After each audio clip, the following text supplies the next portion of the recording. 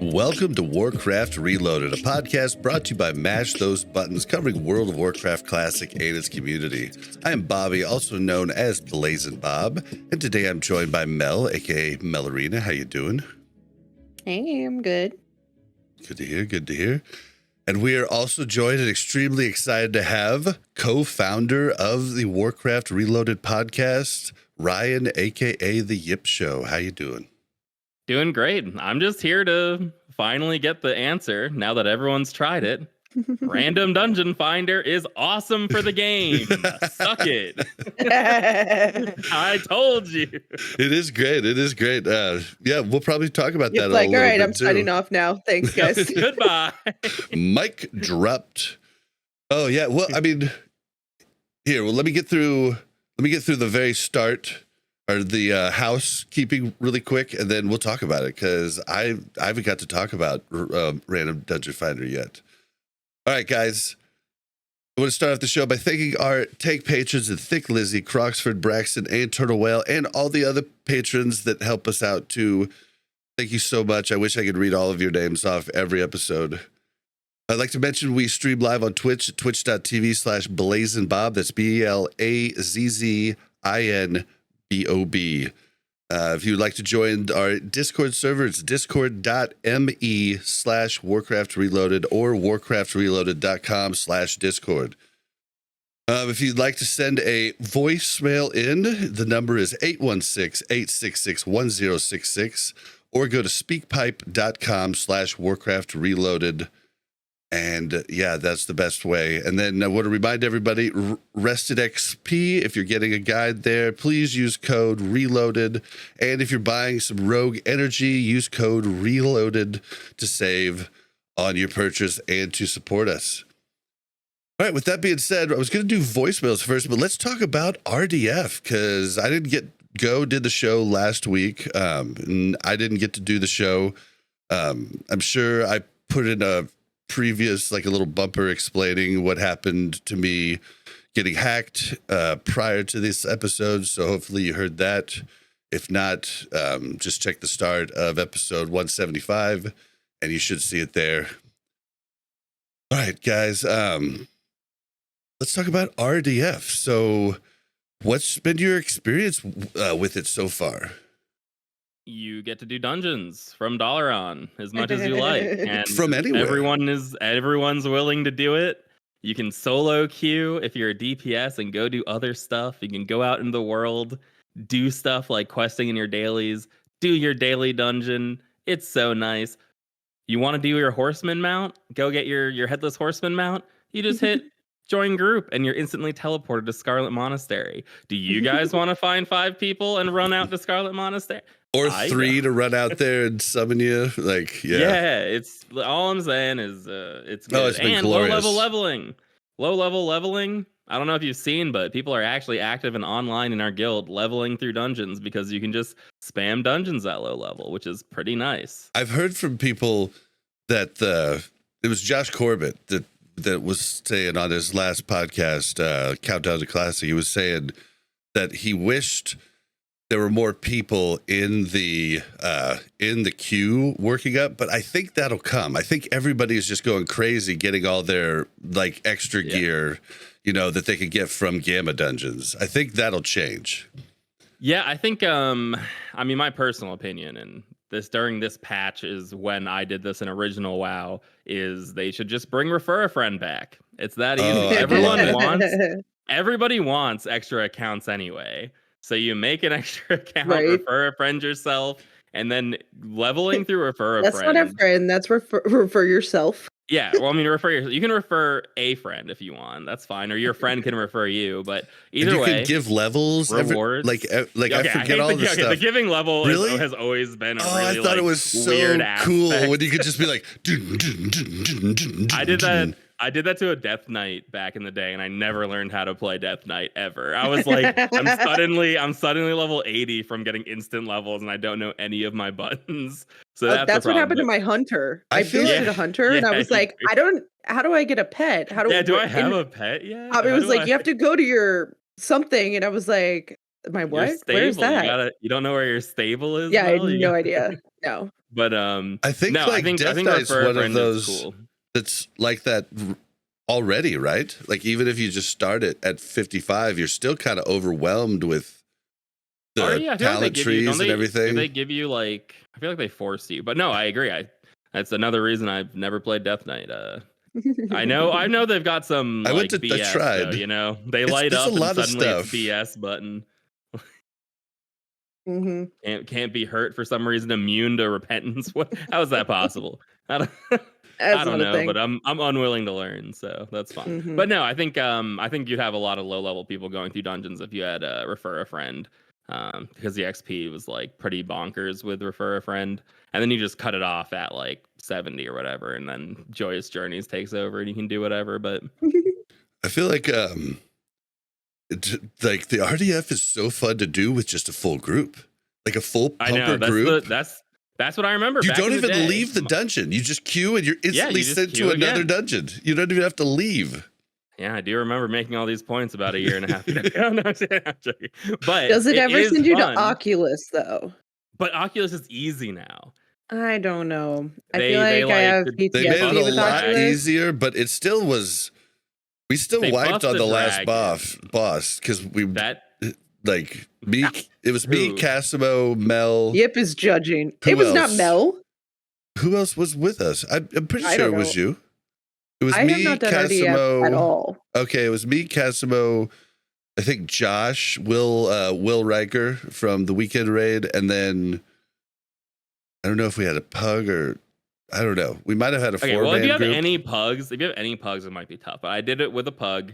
It was extremely easy. They buffed the drakes, so like you're not just getting owned on the drakes anymore. So like my experience was that it's fine, and then you get bonus rewards. You get a bunch extra badges, you get extra scourge stones, and you get a bag that personally you might get the mount in every time you random dungeon finder into the Oculus. So the fact that they have to add that all into one dungeon just admits that that's the worst dungeon ever. You could also ask your dragon where to go next too. Oh, you can? Like when you're on your dragon, it's on the far right button. It's like what would be equals. And it's ask dragon where to go to next. And it just puts a little thing for you. So it's definitely a lot easier.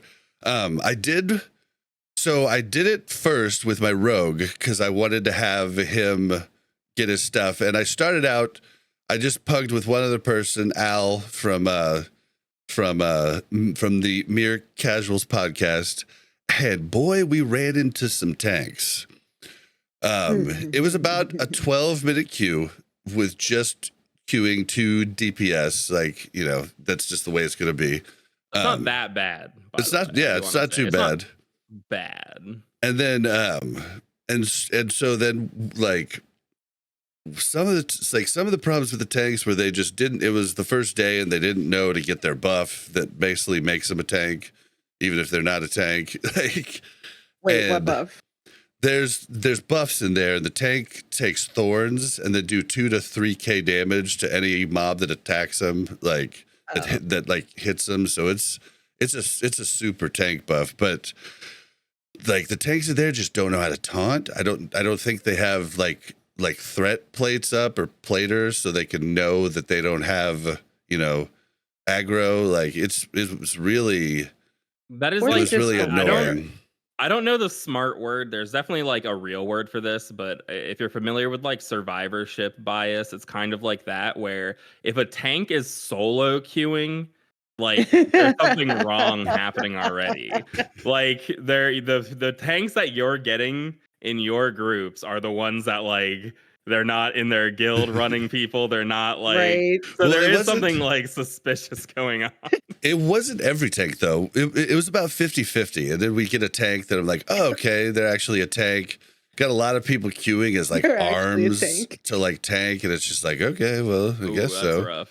And like but it wasn't bad. But then, did I queue as a tank on my priest? No, they actually did fix that. Like, it's not like the group finder thing. But then I moved over to my warrior, and boy, smooth sailing. No matter what I do there, doesn't matter who I have in my party, doesn't matter whatever, doesn't matter what group I get into. If I solo queue, I insta queue for everything and out DPS usually everybody. But that's also because of the thorns, right? But like, yeah, the thorns is really good. But like, tanks don't out DPS me when I go in on my rogue, though. You know what I mean? So there are DPS. There are problems with some of the people that I've been getting, pug wise. But yeah, like as a tank, it's so nice, and really, if you get a tank in your group, it doesn't matter. It doesn't matter if you don't have a heal. If it's just a DPS in a tank, insta queue. 3 DPS in a tank, insta queue. Like, it's so nice. And so, like, that part I love. Because I haven't used it yet, obviously. When you go in, do you get to select which dungeons you want to queue for? You can do either. You can that. Random. You get like bonus badges if you do random. But you can also select which one, but you lock if you select it. So if you select, I want to do, Pit of Sauron today as my daily, you can't just like keep spamming the same one over and over. But if you random Dungeon Finder, you can random into one that you're locked to over and over again.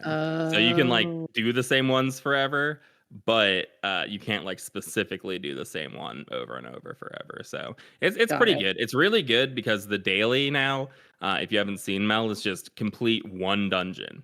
It doesn't matter what dungeon it is. It's beautiful. So we've been queuing into Pit of Sauron, which is why I said that, which is like 8 minutes long, and there's a chance at a 22 slot bag, and then you go home. But you can go into any one that you want. So it's like really convenient. I'm not gonna conflate those two things where like random Dungeon Finder is good. I mean, they also just made everything really easy by having like incredible gear buyable from heroic tokens, and you can just queue infinitely. Like, there's some other benefits that came with random Dungeon Finder that are like separate, which I'm for. Fair. I mean, it's kind of funny because I always thought that once I had a lot of gear, I would finally be one of those people that's like, they shouldn't just hand out gear to people. Like, I worked hard for my gear last year, and now someone can just do heroics and get my... No, I love that you can just like, anyone can just go get gear now. Like, I don't have any, like, sense of bitterness. Yeah, because you don't have to go back to Ulduar to help people run Ulduar. Well, yeah, that's a good point, too. People can get their Comets trails and stuff now that they still want. No one can blame us for not getting Comets trails during TOGC because you can just get it in heroics now. So yeah, I mean, I don't mind the like super easy mode catch up mechanics because who cares? Like, do you enjoy playing the game, or like do you just want to hold status over other people? Which some people do just want to hold status over other people, which I think is, fair. Like, if you have a mount like Ashes and you want to rub it in people's faces, if you have some sick gear, you want to rub it in people's faces, but it's not like they're giving out the BIS gear, a 245 Death's Verdict. Like, you can still laugh at somebody like, I've got a heroic Death's Verdict. If they gave away Valinir in heroics, I'd be real mad. Some people were thinking that they might like. I know there was like a picture going around Twitter for a while, and I was like, if I just paid a lot of money for this Valinir and I could have waited a month and gotten it from heroics, every time a weapon drops in ICC that's like better than my Valinir, I'm like, God damn it. I don't want that. You it's tough for a disc freeze because it's not the value of Valinir is not as it's a spell insane. Power, really. Yeah, so it's not as insane. So you might get by the end of the tier happy using something else, but it is You do add to the bubbles though with your with my penance and stuff, and like like it's still better than an equal, like a weapon equal in all other ways. It's still going to be a lot better than, but once you have some higher spell power weapons, you might swap. But random Dungeon Finder, it's cool. The biggest memory I have from Wrath of the Lich King is spam queuing heroics all day with people in my guild. but we can't do that. And no one wants to just like, you want to do a world tour? It's like, I don't want to do a world tour because you go through the ones you want to do first. You do the fast ones. Maybe you do like Gundrak, you do Drektheron, you might do AZ, Old Kingdom, AZAN, Old Kingdom. And then you're like, now what do you want to do? And everyone's like, I don't know what I want to do. With Random Dungeon Finder, you just hit the button. You hit the button and you go. Right. It's random. You have no choice. We all get, it's Culling and Stratholme. We all go, oh, dang it. It's whatever, though. You just keep going. Yeah. But when you have to like, do you guys want to go fly out to Culling of Stratholme and do it? It's like, no. Absolutely not. Yeah, there's no chance. I will maybe go if you summon me. Oh God! Even remember doing it in TBC and running from Tannerus. Oh my God! But it's just the pain. It's just we're over it now. I think we're just. If you want us in heroics, this is the best way to get us in. And I have to tank on multiple characters. And there are changes that they did with having every boss drop a piece of the thing was so you do the full nice. Dungeon, yeah, the grind before I was not a fan of the beta grind that took a lot out of me, man. But this is so. Listen, I don't even care if they cost more. Just only getting one from every dungeon was just disheartening, right? Yeah. Like, the math feels worse. You're like, if I need 30, I have to do 30 heroics. Yeah, and it's like, I need 90 now. I probably have to do 40 heroics, but it doesn't matter. I mean, it's a challenge in a lot of, like, I think RPGs and MMOs and stuff where, like, the systems that players think they want are antithetical to the game being fun. So, like, with the last essences we had to get, you're encouraged to skip as much of the dungeon as possible. You're encouraged to not kill bosses. You're encouraged to like find a glitch to teleport you to the end and just be done with it. Which is like, I'd rather go, like, we should be playing our class. Like, it's way better that we go kill every boss. We're bringing our raid gear in and just like beating up mobs again. Like, it's more fun to play the game. You know what's worse though is freaking so I've forgotten the mechanics on so many bosses. I'm like, what's this boss do again? I haven't done this since the start of Wrath. I know. And they're like, some of them are slightly harder, so it's like, we could wipe on this because I literally don't remember what it does. Right. But that's good. Like systems should encourage the players to play the game, not like skip the gameplay. So and it's good for new players too. System. So it's they so can good. hit all the bosses. Right They can hit all the bosses. Right? I think they hit it out of the park. The game is in the perfect state. The game's in the perfect state for alts or like someone coming back to be able to gear up at an appropriate level and like be able to play. You get Triumph from everything. You can go do a Nax 10 and get Triumph badges. Like, it's just nice. Yep, it is really nice. It's funny. We wonder how WoW got to the place that it was at, because at this point, like, you ask people this 2 years ago and everybody's like, absolutely not. Right? We've talked about it before. I mean, we talked about it before that, like, it's definitely going to be player driven. Like, it's always been player driven. And people are like, 100%. Like, I don't want to have to do this. I don't want to have to go back and do old tiers. I don't want to have to. Like, I don't have time for that. I still feel to this day that Blizzard just confused people's hatred for like looking for raid, and they took that to Random Dungeon Finder. Because I still think that like I said back then, like, I was kind of cool with either way, but like, I wanted Random Dungeon Finder. I'd rather Random Dungeon Finder there. Like, I wasn't as mad at you as you were, but like, I was just like, why? Like, I think looking for raids sucks, because I feel like you should have to get into a group and you should have to work for that some way or another, because it's the highest level. We're gonna get to looking for raid time, and I'm gonna be like, I don't give a shit. Like, whatever. It is really low eye level stuff. That's the problem. Like, we're always gonna be playing at a level where it's just like negligible. It's just like, it's just like, that doesn't impact me. Like, if somebody else wants to do it, whatever. Like, the annoying thing will be if we need to get like badges from looking for raid. Like, we have to do it again. That's what Corpsen said. Well, Corpsen said at the start of each tier, you like wanted to do it because it was an upgrade of gear. Initially, like, it was an initial push, right? Than like, so the first few weeks you're doing it. I was just like, but yeah, it's been super cool. It's been super cool. But you guys want to listen to a voicemail here? Let's listen to a voicemail. Reminder that number is 816-866-1066 or speakpipe.com/Warcraft Reloaded. Hey guys, first off, love the podcast. Been listening on and off when I play Warcraft for 2 years now. I think it's Wales. Couple of questions. First question is, I've got a level 80 Pally Blood Elf on Wrath. Worse. I primarily play solo, and I've had a quick research into 310 flying mounts. I would like to get one, but I would like to know the easiest one to get. I know there's one that is by achievements that you have to do over the year. It's not the easiest. Which is I would go for that, but it's a bit of a feat. And then there's another one you can do in raids that is just not accessible for me. Is there any other ones that I can do solo? And second question, Cataclysm. What are you? Yeah, hold on. Let's answer that for him really quick before the second question.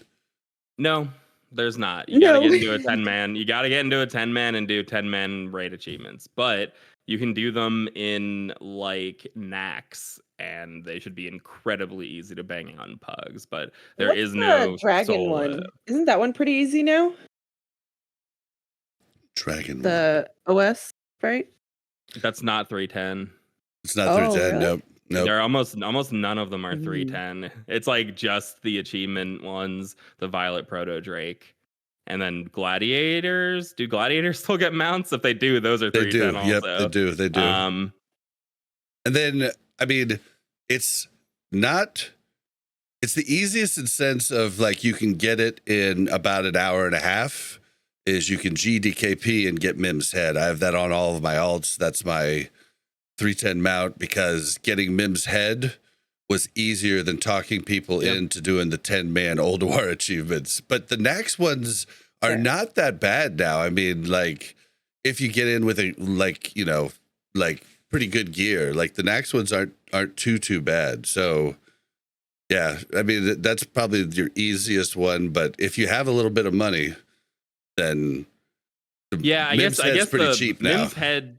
Yeah, if you're just gonna leech and buy it, Mim's head as like a group is harder than the Nax 10 achievements. But if you're just getting a GDKP, then for you personally, that probably is the easiest route for money. And it's shared across account now too, so it's gotten way cheaper. Gotten way cheaper because of that. That's actually interesting. I kind of would have thought it get more expensive, because now I kind of want one since I know it'll be on all my characters. You know. Yeah, but it brought because like the rich, amount of character, the rich guys would buy it on 5 tunes, right? You know, and so like now they're only buying it on 1, right? So, I mean, because I got mine for 11K and then another one for 9K. I mean, that's not bad at all. Yeah, they weren't bad at all.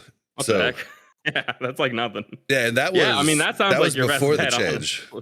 Yeah, that sounds like your best bet. But yeah, there's not a lot of options. But keep in mind, don't get fooled. Don't be fooled. It's not a 30% faster mount. It's so slight how much faster you go, because it's like 30 total percentage more. You're already moving. So it's an increase of 310. So your normal one is a full move speed of 380 instead of 280, because you move 100 plus 280. And then it's only an extra 30 flat movement speed on top of it. It's really like nice. You're going like 7-8% faster, right? You're already a paladin. You already move faster than the 280. True. Like you're already moving at the 310, basically. So you're kind of, it's kind of a wash. So if those all sound annoying, then I would say take your time, do the Violet Proto Drake. If you want a solo experience, I've always been an anti-holiday person. I've never done the holidays ever, even in retail, except to get mounts, and not like the Violet Proto Drake. I mean, like the Kodo or the Headless Horseman. and I recently got into them, and they're actually very easy to do. It's actually They super are. easy. We did It's them like all. you just like go talk to some people you like, and they're kind of Yep. fun. Like sometimes they're fun. They are and kind of fun. You see a part of the game that you don't normally see. So like if you don't care that much, and if you're a paladin, you're already moving pretty fast. I would suggest doing it. Like it really is kind of a good time. And you should at least start, because you'll never start. Like if you think about starting and then you miss another couple holidays, you'll be like, now I really won't start. Yeah, now I really don't want to start. So start now with Halloween, and I think you'll like it's really not bad. Do it alongside everything else, and maybe that'll be your mount. And it's a good looking mount. Yep. I like it. Oh, nice. Yeah, the only bummer is that I really thought with this patch it was going to come to where all of your mounts would push up to 310, because there's so many. That would be nice. I have 97 cool mounts right now, and I can only use a couple of them. Is the tailoring, is there a tailoring 310 mount, or is it just 300? It's 280. Or 280. Yeah. Yeah, the carpet. I wish I could ride my magic carpet 310. So cool. Yeah, I know, that's the thing. Yeah, the magic, it is cool to ride a magic carpet. Right? I'm actually surprised they didn't make anything 310 like unlock. They probably will with Kata. I don't even remember if it actually I think came they in Kata. changed that in Kata is when it changed. I couldn't remember if it was Kata or Mop. You just buy an increased speed. I just thought with the toy box they would give us.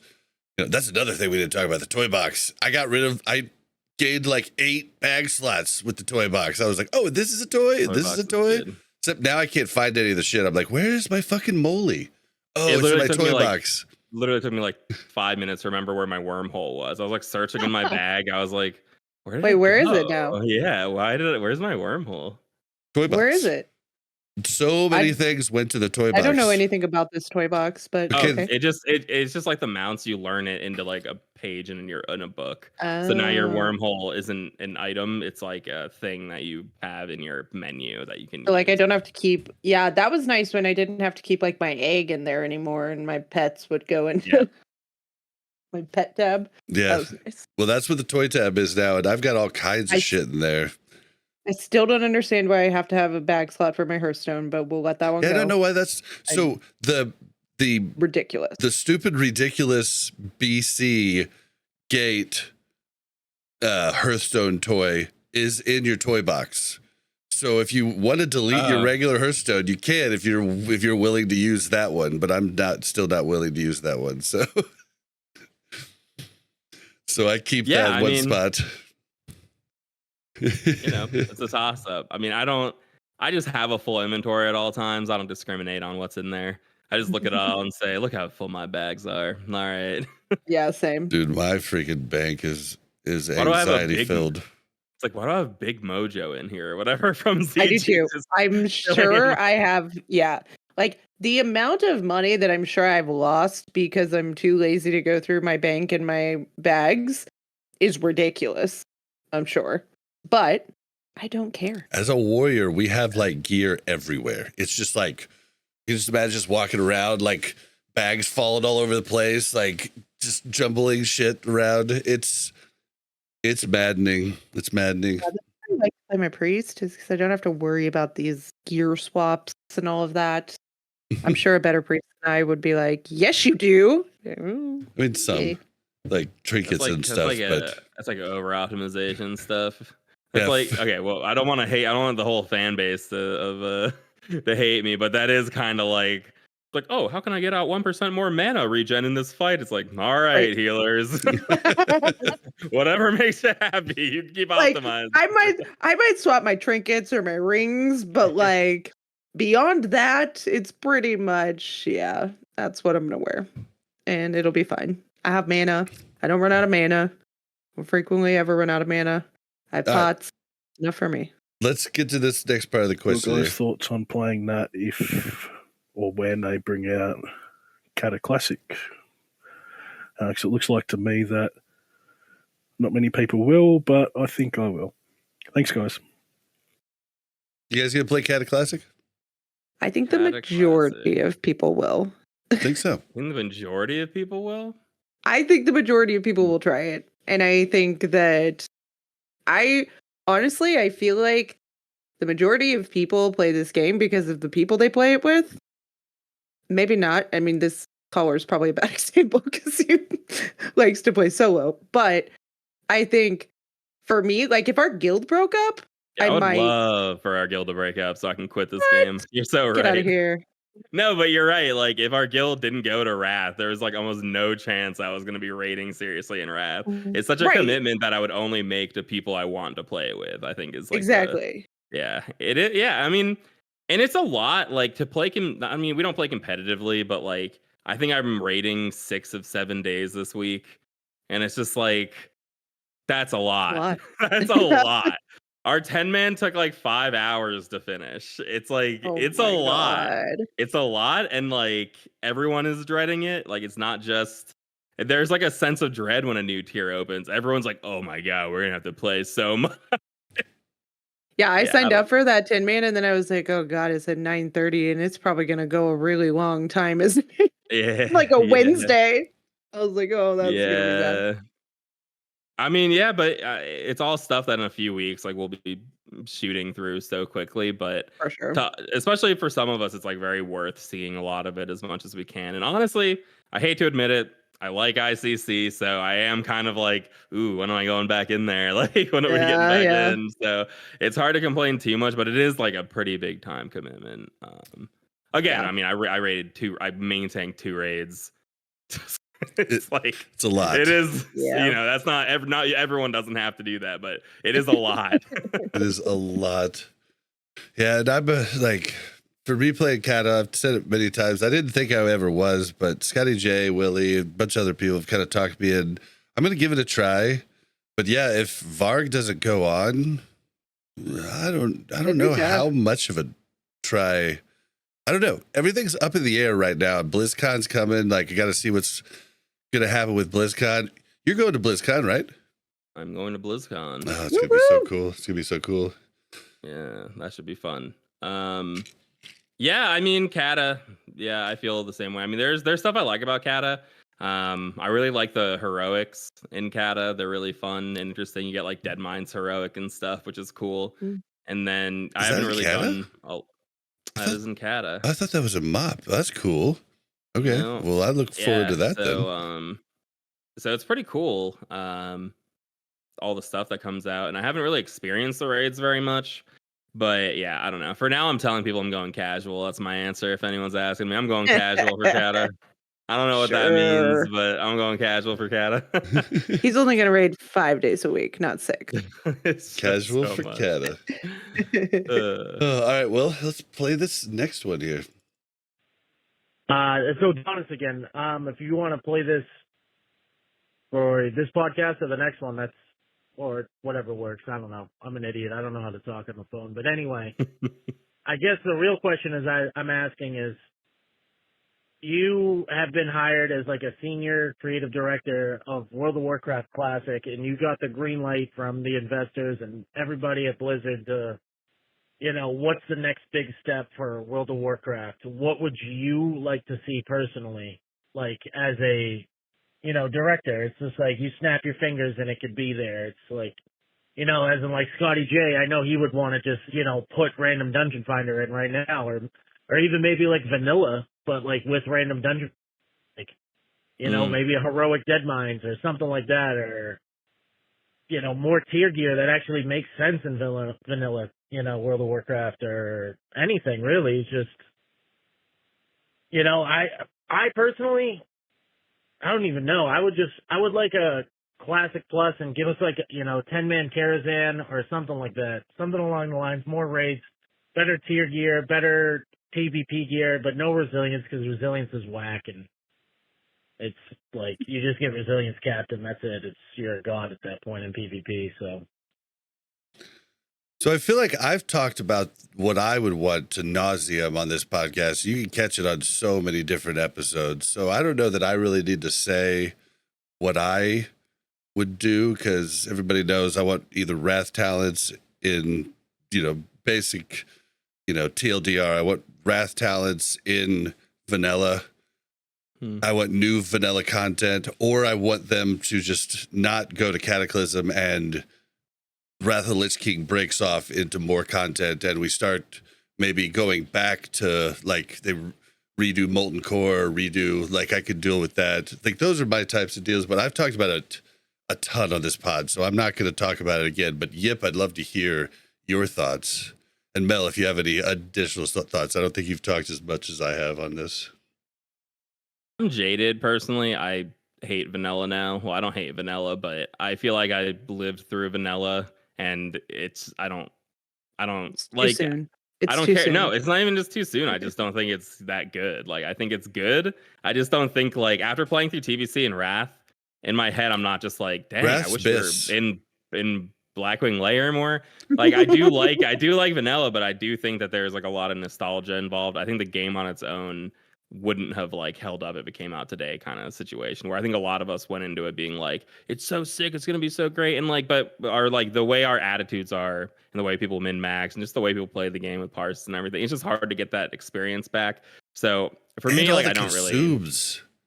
It just so many consumes. Yeah, all the consumes. So like, there's all these things that like you could change about it, but then it's like, well, what's the point of changing it for raid encounters that don't require those changes? So then you're changing the raid encounters, you're changing the PvP system, you're changing the talent, you're changing the spells, you're changing it's just a different game. Just make a new game.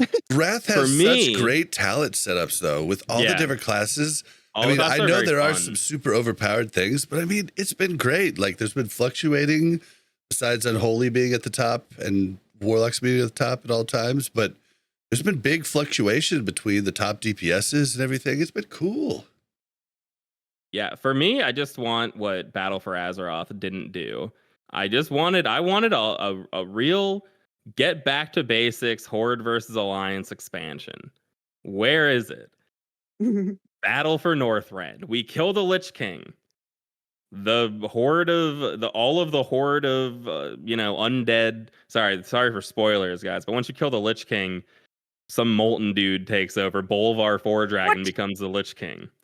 And he's a good guy Lich King. He goes, oh, there must always be a Lich King. So he controls all the undead. He brings them all to Icecrown.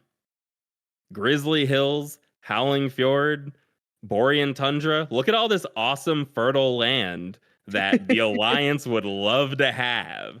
And the Horde and Alliance awkwardly sit next to each other. We fight each other in ICC on warships. We are perfectly primed to move on to an expansion where it is Horde versus Alliance. Instead, we get another like existential threat. Deathwing comes out and it's like, we must work together again in order to save the world.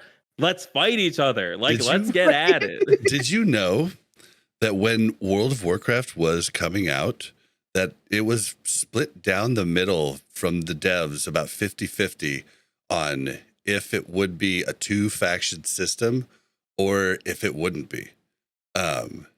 Like, it was split right down the middle, and our one of our favorite people, Jeff Kaplan, also known as Papa Jeff Cap, didn't want the whole 2-faction system in. He wanted everybody to group up because he made the point that I make all the time is like, dude, we've been working together for like ever to take out the big bad, like even all through Warcraft 2 and 3. Like, yes, we do have our squabbles, but like ultimately we all get together and kill the big baddie at the end. But yeah, I just thought that was interesting because I didn't realize it was so. Like, it was such a big topic for them, and they like really like were scared to put a lot of people were scared to put the 2-faction system in, and ultimately it kind of failed in the end. Like, it did good for a few expansions, but it kind of failed in the end. Yeah, I mean, they reversed a lot of like, you can like play together now in retail, I'm pretty sure. So it's kind of like, can.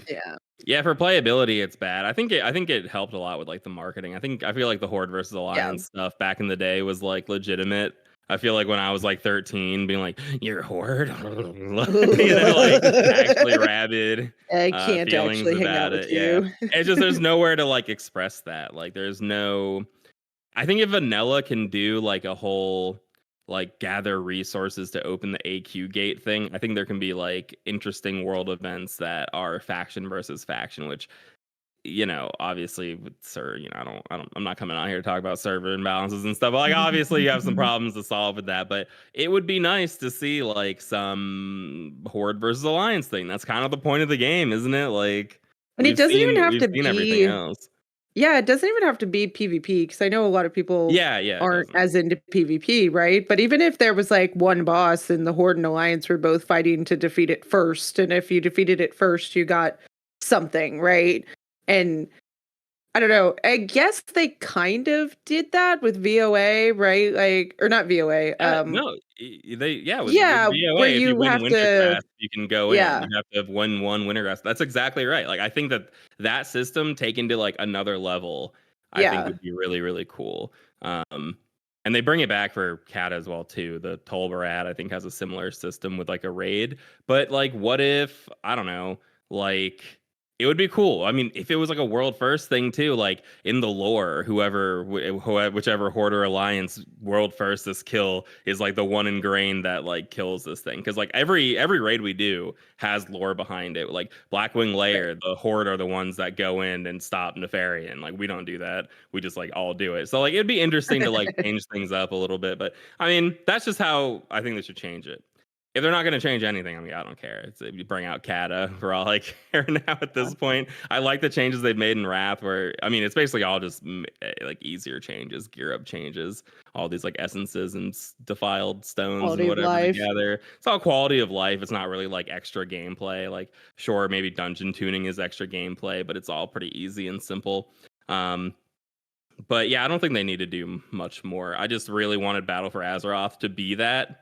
And then instead they had another big bad. They had Sylvanas be like negative toward everybody the whole time. So it was still like Horde Alliance and then evil Horde. So it's sort of like, what's the point? Like, do you think there's ever a world where there's like a different end boss for the Alliance versus the Horde? That would be cool. Like Alterac Valley. You know, that would be cool. Like a PvE experience that is like you're killing the faction leaders of the other. So it's like PvP, but it is like actually PvE. Yeah, that could be cool. But I don't think they will. I mean, I'm pretty they're not going to invent all these new things for us, and I don't think they're retail is kind of over the whole like faction thing. So it's sort of like a dead thing, but it would be cool. It brings an interesting twist to things, and I think people still do feel strongly. Maybe it's just me. I still feel strongly that I don't want to be a Horde. So like I would get into it, you know? I'll get into the role play. Yeah. You know? I haven't felt the hate towards the Horde for a long time. Like basically since we moved to Benediction. Yeah, because they're like now you don't like, see them. Now I see them and I'm like, ooh, it's a little Horde. Yeah, they're the oppressed. Like, hey, buddy. Now that they're the oppressed, you're like, oh, I'm so sorry. Are you okay? Can I get you some water? Right? Yeah. Or can I murder you like you murdered me 1 trillion times in phase 2? I don't hold any resentment. Don't worry. No. Yeah, but the hate was real before. The PvP's one thing that I think like I got out of PvP in Wrath just because like there's no open world PvP and like I just don't have the draw to really jump in there. Like I had some hate built up, you know, in Classic and TBC, and now I'm just like, Yeah, I mean, it's just not that's just. And it's too complicated now. It's gotten to the point to where it's too complicated for me. Like, that's where I'm at with the PvP. I mean, it's just like, I've learned a whole bunch of new characters PvE, and like, that's harder now. Like, Feral Druid, freaking A. It's freaking a tough rotation.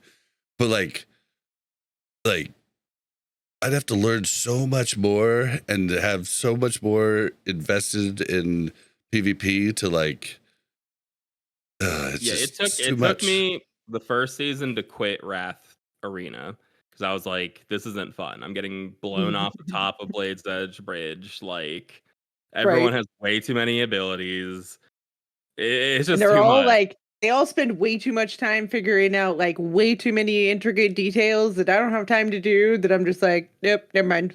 And I hate there's like almost every arena comp is very flowcharty. It's like if you look for guides of this stuff, it's not like, oh, like you should kill this person first and like try to wear down their mana or whatever. It's like you open with this spell, then that spell, then this spell, and then you cast this, then you sap this person, you blind that person. So like the way Rogue was in TBC, where it's like you had a flowchart every class and every duo and every trio has that now. Like it's like the best players are just these flow chart players, and now they're all scripting. They all use scripts to do this stuff now because it's like insane. Auto button stuff like that. Yeah, and so like I would it's rather just a little too crazy. But I had fun. I'm having fun. I hit 2K last season. I want to keep going this season. That's awesome. It's pretty fun. Yeah, that's awesome. I think it peaked out at like 4K, so it's not like I don't even think 2K was like challenging by the end. Nobody needs to talk about that. I played Preg Disc, which is not a comp, and it was tough. We grinded our way up. So I feel like a Baldur's Gate PvP would be so much more fun than like WoW PvP as it is now. Like, just because there would be so many weird things that you could do in that situation. Have you played Baldur's Gate yet?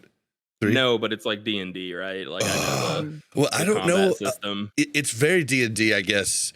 And I've been learning. D&D. Yeah, I've been learning a whole bunch. It's been so neat. I'm just like you know. I had to look up what 1d4 meant. I was like, what the hell is this? They put this in everything. 4-sided die. 1 4-sided die. Yeah, I don't know. It is funny. Like every time I hear 1d4 or 1d6, I 1d8. always think that they mean like it's like a dumb way of saying 14.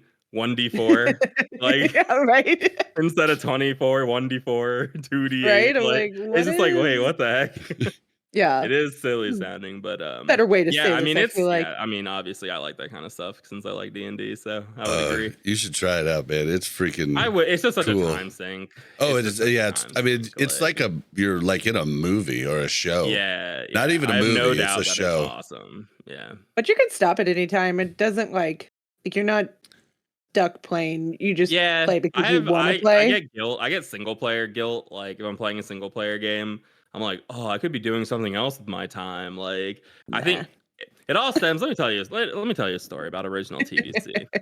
Oblivion came out during original TVC, The Elder Scrolls Oblivion, and I sank like 200 hours into it, and then I went back to WoW, and I was like, I'm so behind on WoW.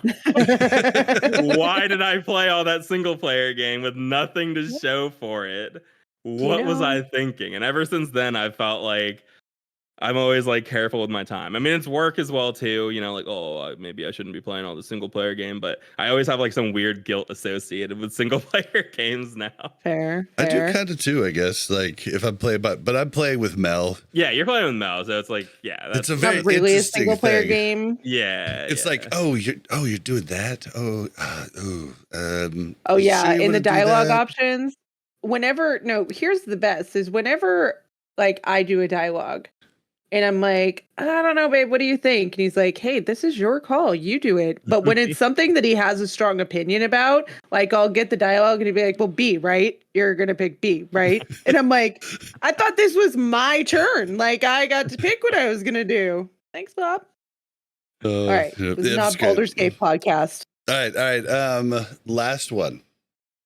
Bob, Mel, and Getz. Mega Casual here. How's everyone doing? So, good. The merger is official. We are now officially Microsoft gamers. Hype! And Bobby, and Kevin, goodbye. Anyway, so my question is regarding this. With the Microsoft merger official, and we do know Diablo 4 is going to Steam, so my question is, do you think in the future we will see World of Warcraft on the Battle Pass? And if so, do you think even further we will ever see World of Warcraft on console? Because I was thinking about this. I personally think it would be cool. Like, could they retool World of Warcraft to play on consoles well? Like, retool the control scheme so it could work on a controller. And yes, they do have this for Final Fantasy XIV, fun fact. But I just think it would be really cool. And even further, tinfoil hat, maybe that could be part of the really huge announcement. I mean, how cool would it be if Chris Metzen goes on stage like, okay, guys, World of Warcraft, all versions on Battle Pass coming soon. That would be a really cool announcement because they did say it would be something big. And yes, I'm completely aware I've gone off the tinfoil hat theory, but What would be your thoughts on that? Do you think World of Warcraft could ever be on the Battle Pass? And if so, what are your thoughts on that? Could that be something cool? I mean, it would certainly introduce more players to the game overall. And maybe they just say, okay, everything up to Shadowlands, because Dragonflight is obviously the current one. Maybe they just cut it off like that, and every new expansion they add on to it. I don't know, just that's my question and your thoughts overall. Anyway, and I hope you guys have a good show. This is my casual sign out. Yep, that merger went through. That was a good fan fiction. That was a good fan fiction I just heard. Is one of the, if not the best, it's one of the best value for your money systems Microsoft has. It is a Battle Pass, any exclusive Microsoft owns or any studio Microsoft owns. The game is there day one when it releases. It's like $17.99 a month or something like that, maybe even 15. But it's literally, you can play anything on console and PC. So, I mean, it's a huge value, like beyond comparison. And do I think World of Warcraft should go to it? I think it's very possible. I think like they would lose all the subscription money, right? But I think you would gain a ton of new players to play. Like, I think it would be overall, it would help them get people into other games too, as well, and just get people into their subscription service. So I think it's definitely a thing. As for consoles, it's a hard sell on the controller. Like, yeah, just with the amount of buttons that you would have to have. I think it's just a hard sell on the. I think it's just a hard sell on the dev time. Like they're not hiring more people at Blizzard after the merger. If anything, we're probably gonna see it get leaner. I don't think that there's any world that they would get enough. You can hook up a keyboard to Xboxes now, I'm pretty sure. So I mean, sure. You had a keyboard and mouse, I guess. I guess my feelings are there's no way that they would implement something that wouldn't bring them that and more in revenue, right? And so for the amount that they would have to pay people and hire people to do this transition from PC to console, I don't think that there's enough people on console that they would make the money back or be profitable for them. And then they lose the subscription if they add it to the Game Pass, which is probably fine if there was a lot less like background work that they would have to do to get it to that point where it could be in the Battle Pass. I think they would definitely do it. Now, I think that they're also like Classic is very different from retail though, because I feel like retail survives and gets their revenue a lot from the store and from, purchases that people make, right? I think that the, subscription is not necessarily the biggest revenue stream for retail. Now for Classic, I think it's 100% the biggest revenue stream for Classic. And so I think you're looking at two different markets. I could not, and I'm really bad with the controller, so this is just, me, but I could not imagine doing a raid with a controller. That sounds like especially as a healer to me. Can you imagine? Yeah. No. So, and I think with all the add-ons and everything that's made for PC, I feel like Random Dungeon Finder would really suck if you could Random Dungeon Finder with a console player, right? It's like how when Sea of Thieves first came out, it was the most fun thing to go dunk on Xbox players. Like, you would literally see them turning at the slowest speed they could possibly turn while you're just jumping around them, killing them. Like, it was beautiful to run into Xbox players. And then they finally took away our fun and made it so Xbox players by default would only like group in with Xbox players unless they clicked that off. And it was like, damn it. Bad. Could have at least made a default that they come in with us and then they have to figure that out. But yeah, that's my thoughts. What do you think? Yep. What are your guys' thoughts? Yeah, I mean, Game Pass is fine. It's like fine and all. I don't think they're not gonna make it workable on console. I know Final Fantasy 14 is, but like it's a Japanese company where like 90% of Japanese game players have like PlayStations and stuff. So like, of course, they also made it for PlayStation. Like almost every Final Fantasy game is also for PlayStation, right? Yeah, it was like built it's from the always been ground that way up, since right? the beginning of it's like always been that way since the beginning of time. I'm not saying it's like impossible to make WoW a console game. I just think there's no shot that they will.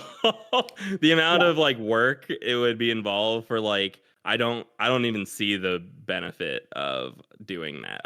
I think what Bob said is cool. Like if they made it so you could play WoW by plugging your keyboard into Xbox or something and doing it, so like people who don't have conventional gaming PCs could play WoW.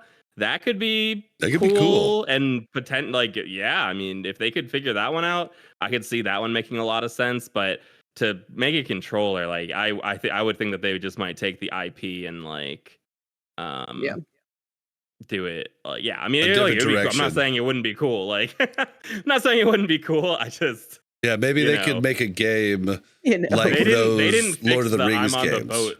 They didn't fix the I'm on a boat achievement in ICC before it came out. So I'm not really thinking they've got a lot of manpower here. They could make a different game that's like those Lord of the Rings games. Remember those where you're just fighting, it's like a Dynasty Warriors type of like model. That could definitely work for Warcraft. You could do Alliance or Horde for that type of deal. It'd be kind of a cool little IP, but yeah, I think that it's definitely going to go to Game Pass, and I think it's going to be for the better overall. And I think it's the only thing that's a little confusing is the WoW token. I don't know.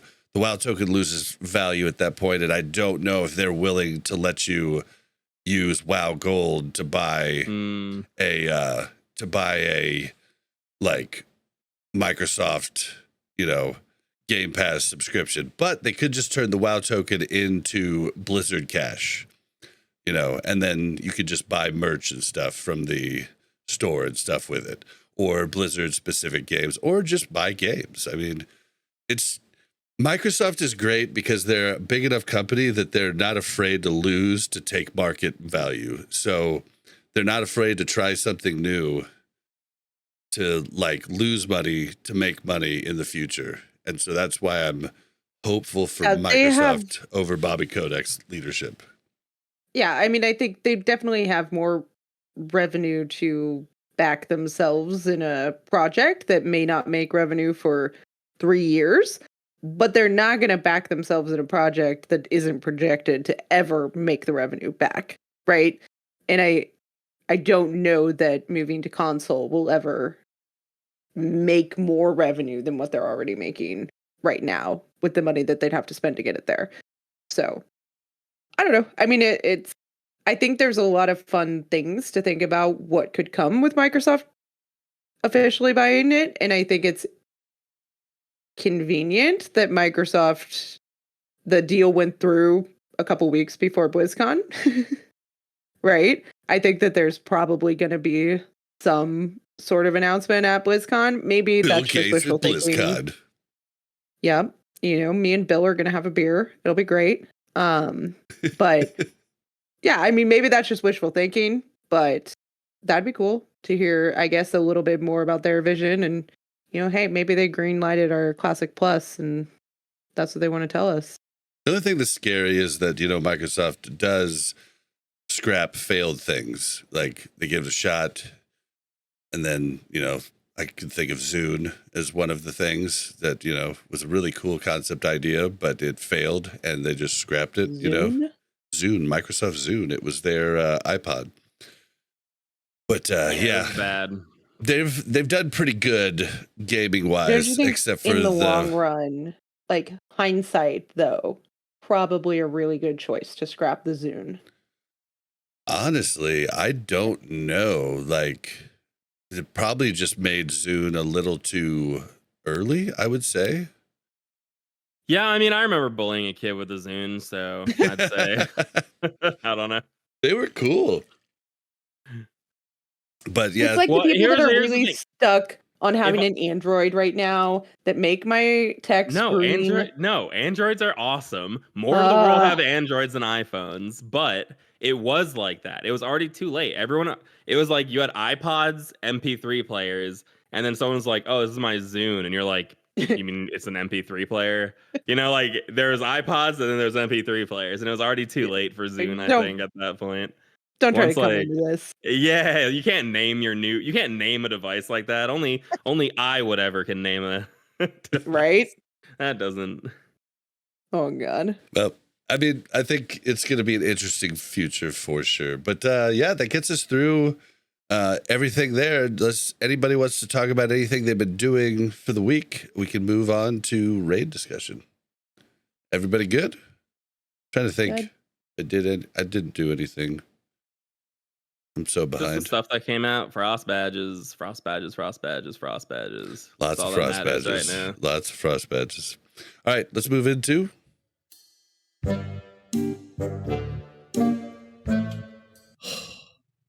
Bobby, we need to have a talk about this World of Warcraft Classic. Do I look like I know what a WoW token is? All right, so this week, Yip is here to talk raid progression with Varg. Well, it's not Varg Flocken anymore, but the guild formerly known as Varg Flocken, now Varg. And I was hacked and have only been able to get into Icecrown twice on one character. So I got to go in Thursday on my rogue, and then I got to go Tuesday and Thursday of this last week on my rogue, but all of my GDKPs that were planned had to be scrapped. I wasn't even able to make it to the weekend raid. I'm curious to hear from Yip who tanked in my stead. And yeah, it's been pretty horrible for me. But I want to hear about everything that's happened, especially the stuff I didn't get to see from Yip here. So Yip, take it away. All right, I'm not going to get too deep into the ones that we suck on heroic on or like haven't tried on heroic. But we first went in with a 10-man to do some bosses when it launched, and we ended up doing no bosses. We ended up just rep farming because we knew from PTR how hard it is, and the most important thing right now is frost badges. Getting our whole raid online with tier is really important, and what we didn't want to do is lock a bunch of people who weren't going to be able to do like a full run. And so it was like before the other raid, it was just kind of sketchy. So the first raid we did was 25 man, which is actually pretty new for us. Normally we struggle in a 10 man and then hit 25. 25 though, we had a lot of, it's hard. ICC is hard. That's the answer. ICC is hard. There's no other way to put it. Hard modes are hard. True. The hard modes, even the normal modes are Some hard. of the normal modes are hard. Some of the normal modes. We're just at the point where mechanics are just not ignorable via DPS, which is like how we got through a lot of mechanics. It's hard. And it's hard for a lot of people to grasp on. It's something I started training myself for prior. Like during TOC, I was like, I'm not going to parse on this. Nobody's willing to try new things. I'm just going to try to do my job to its fullest best. And I'll try to do my best DPS, but that's not my focus now. My focus, and if you're going to Cataclysm, the focus is going to need to be mechanics, right? So, but it's hard for a lot of people to wrap their head around that, right? Yeah, people want to parse. People love to parse. And then people just also love... I understand not coming in knowing how every boss fight works, but people also love not listening, and people people have to smash their heads against mechanics a lot to kind of see what's up. So that slows down prog raids. And I think for guilds like that, and our guild is kind of like that, I think that ICC, it's kind of a grind. You need to learn every boss, and there's a lot of bosses where every person needs to learn every boss. Where like an individual can potentially wipe the raid if they're doing something silly. So I'll point those way out as we go through. But let's run down. Let's run down the bosses. And the first one is one we struggled with a lot, and is Lord Marrowgar, who is supposed to be the supreme easy heroic that everyone gets to knock out. And we had a lot of issues with the Bone Storm, but the big things are you can put out 6 people on heroic who are standing outside of the raid and put everyone else in melee, and flames should only target those 6 people. That's like the first strat. So that way melee aren't moving around, range aren't moving around. It's all your healers plus 1 range is what we were doing. Bone spikes come out. They got to die instantly. It's pretty simple. Like that part of the fight is easy. It's when he bone storms and spins on everybody that things get really complicated. And we were running into an issue where it just wasn't working for us. No matter what we were doing, Bone Storm would just hit the raid sometimes. We'd go back to the replay. Someone was farther away than the raid, and it still just wasn't working. The only thing that's worked for us so far, and it's now worked consistently, is putting 2 groups of 2 people, and that's on 10-man and on 25-man, in the front. Like as you enter the room, you have 2 people on the left, 2 people on the right on the same side that you enter. And that seemed to work fine with a raid in the middle of the room. That's worked every time. So I don't know if there's like parts of the room where he like acts differently if you drag him to the way end of the room, but that's worked for us every time now. I don't know if you just need 2 people in order for him to target, but like we were trying triangles, we were trying boxes, we were trying all this stuff in our first night, and we got it even faster in our second raid because we did it this other way, because we learned in a 10-man that it worked fine that way, and we got it faster in our weekend raid because we did it that way. Bad. So managing the Bone Storm is really all that matters, and you only need like 3 Bone Storms or something.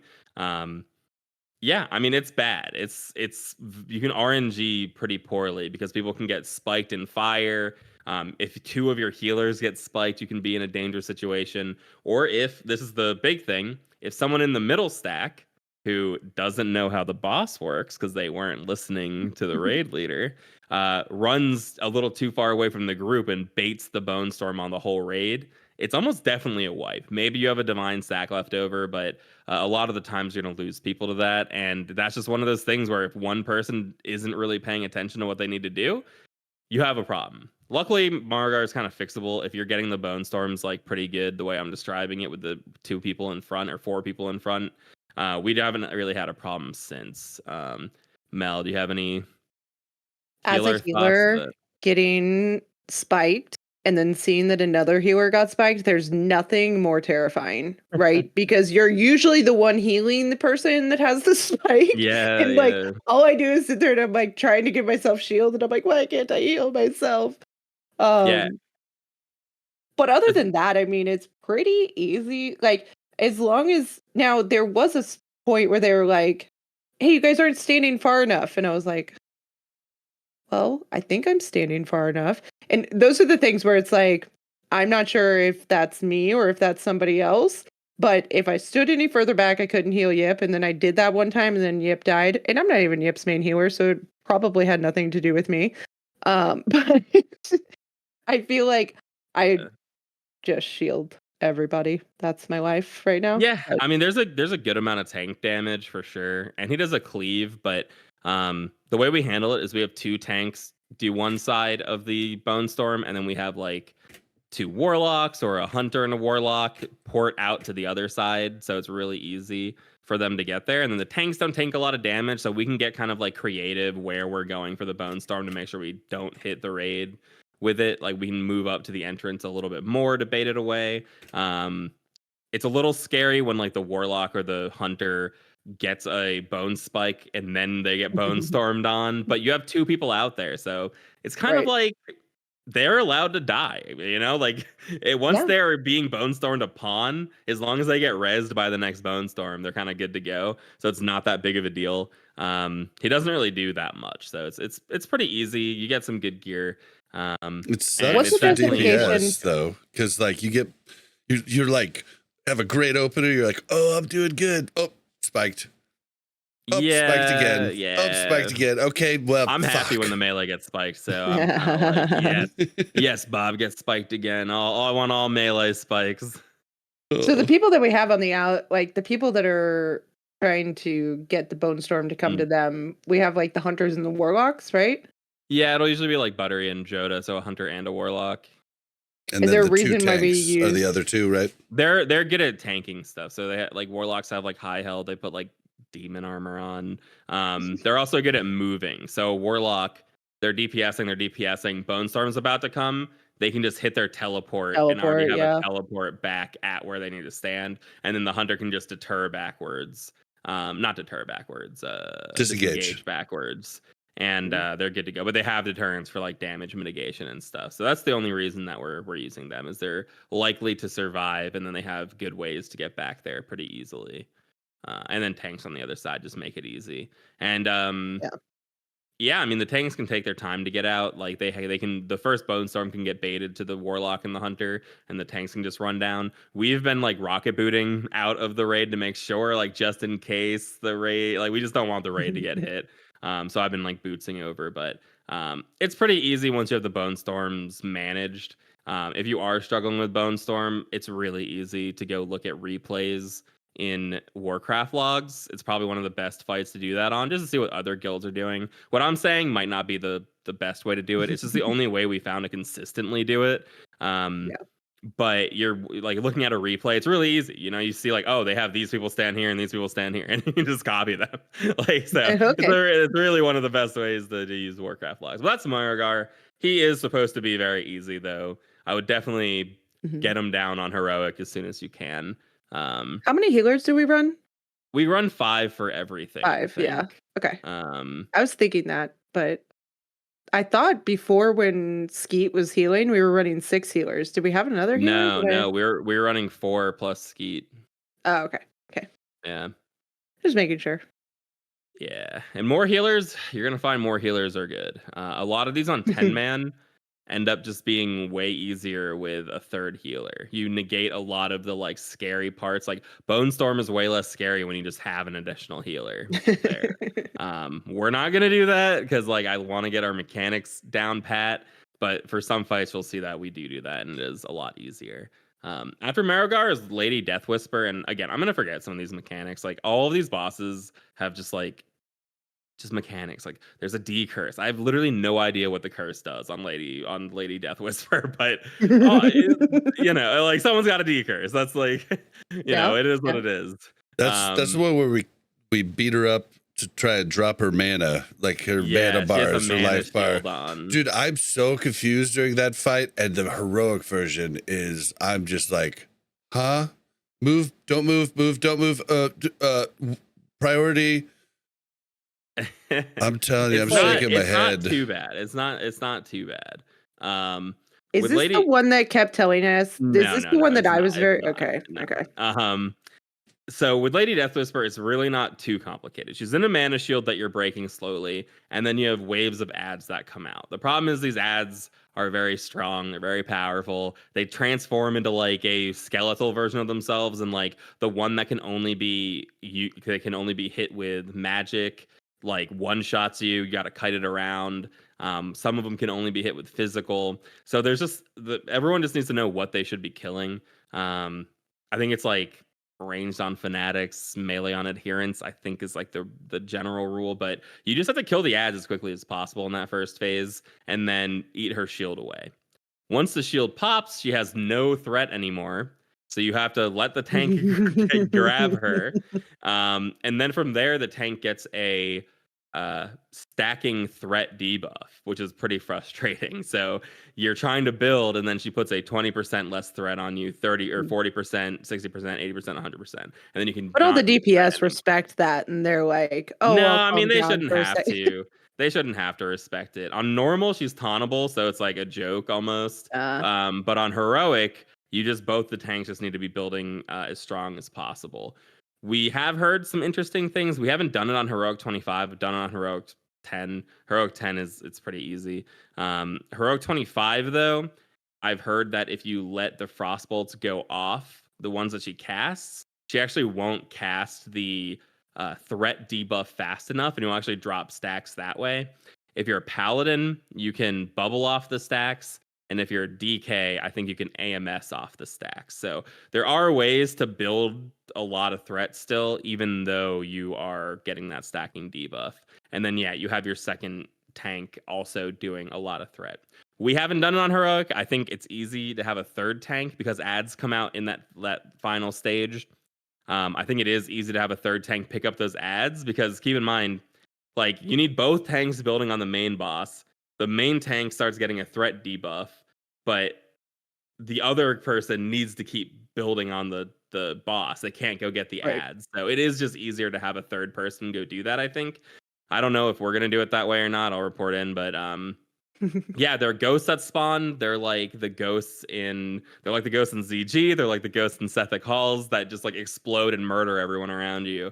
So you just have to avoid those. On normal again though, you're allowed to make some mistakes. On heroic, I think you like wipe the raid if you get hit by them. So you're sort of dealing with these ads that are still coming out pretty slowly though. You're dealing with curses and then you're just killing the boss down there.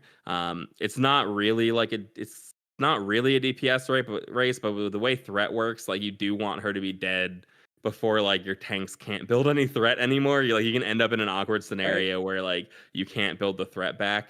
But she seems super doable. It's just a lot of damage going out and you have to manage everything properly. And it's okay on normal. We haven't tried it on heroic. I know a lot of guilds have gotten her down, so I think we will be able to, but it gets pretty hectic. Yeah, I mean, the only thing I can say I remember about this boss is just that it tells me that there's a ghost on me every time a ghost comes out. And that's Tem says it every time. It says ghost on you. I'm like, that's a lie. On this one there's now. Not a ghost on me. So this one on heroic doesn't like have the thing that pops. And we you haven't get done shot heroic. Across. Yeah, but like we did heroic last time, then realized it swapped it back, right? No. Oh, okay. Well, I don't think so. What's the one that goes pop, pop? Like when you move or when you get too close to somebody and then it shoots you back? Oh, you're talking about the Blood Prince Council. Okay. Never mind. Sorry. Yeah. This is the one that the ghosts spawn and you have to walk away. The room looks very similar. Yeah. It does kind of look similar because the Blood Queen is behind the princes, so it does kind of look similar. But no, Lady Death Whisper is just chilling on her own in like a cathedral room. I don't know. We'll see when we get to heroic. Not too bad on normal. Gunship. By the way, the curse increases ability cooldowns by 15 seconds. Yeah. It gives you like a cooldown on your abilities, on all your abilities. That's right. Yeah. So yeah, I mean, you just have to decurse. Like yeah. It's one of those things where it's like the specifics don't matter. You kind of just have to do this just stuff. do it. Nobody needs to know what it does because you're going to decurse it right away. Exactly. The next one's gunship. Every person in the world can do gunship on heroic. I don't even know if we need to explain it. There's a couple cool things you can do. You have like your high, I think eye level still matters, so maybe you have your high eye level people on the cannons, and then a mage comes out on the other ship and freezes the cannons. We've seen and heard that a rogue can distract the mage and it'll like pause them from freezing the cannons. I talked to Sarth. I could do it next week. If you want me to, I just can't be on a cannon if I'm gonna do it. Yeah, like does it matter that much? It is I know, right? It just makes it easiest faster. boss. Yeah, it is. Yeah, just makes it faster is all. The tank can also, I guess anybody can make a macro for their jump because it does damage. So that's like my highest damage on that fight if I'm tanking the ad. So that's kind of cool. But it's really easy. You shoot the cannons and then you kill the ads, and that's really. By the way, if you are on the other ship, when the fight ends and it starts to move, try to jump onto the main ship, because if not, you get stuck in oblivion and you're just chilling there. You're not dead. You don't you just go to this other side and you can see where you need to be and you can't get there. It was all the people that stayed on the ship. There was 5 of us. There was 5 or 6 of us, and it was all the warlocks. Oh, and I'm sure you understand sacrifices must be made in a war. Don't try to be cute either, like I did Tuesday night. I had my jetpack still on, and we were about to pull up to the spot after we killed, but we hadn't stopped yet, and I clicked right on the platform where I would have been safe, but the game read it as me clicking after it landed, so I just shot off the edge into the void. I was like, okay, well that was worthless. Yeah, they really gave people a lot of silly ways to. I don't want to say waste time, but there's a lot of ways to be silly in this, especially on the runbacks. In the center, there's Valkyries that will pull and stuff. They didn't make it easy, right? After gunship though is Deathbringer Sourfang, who is going to be your first tier piece, which means you ideally would like to kill it on heroic. Unfortunately,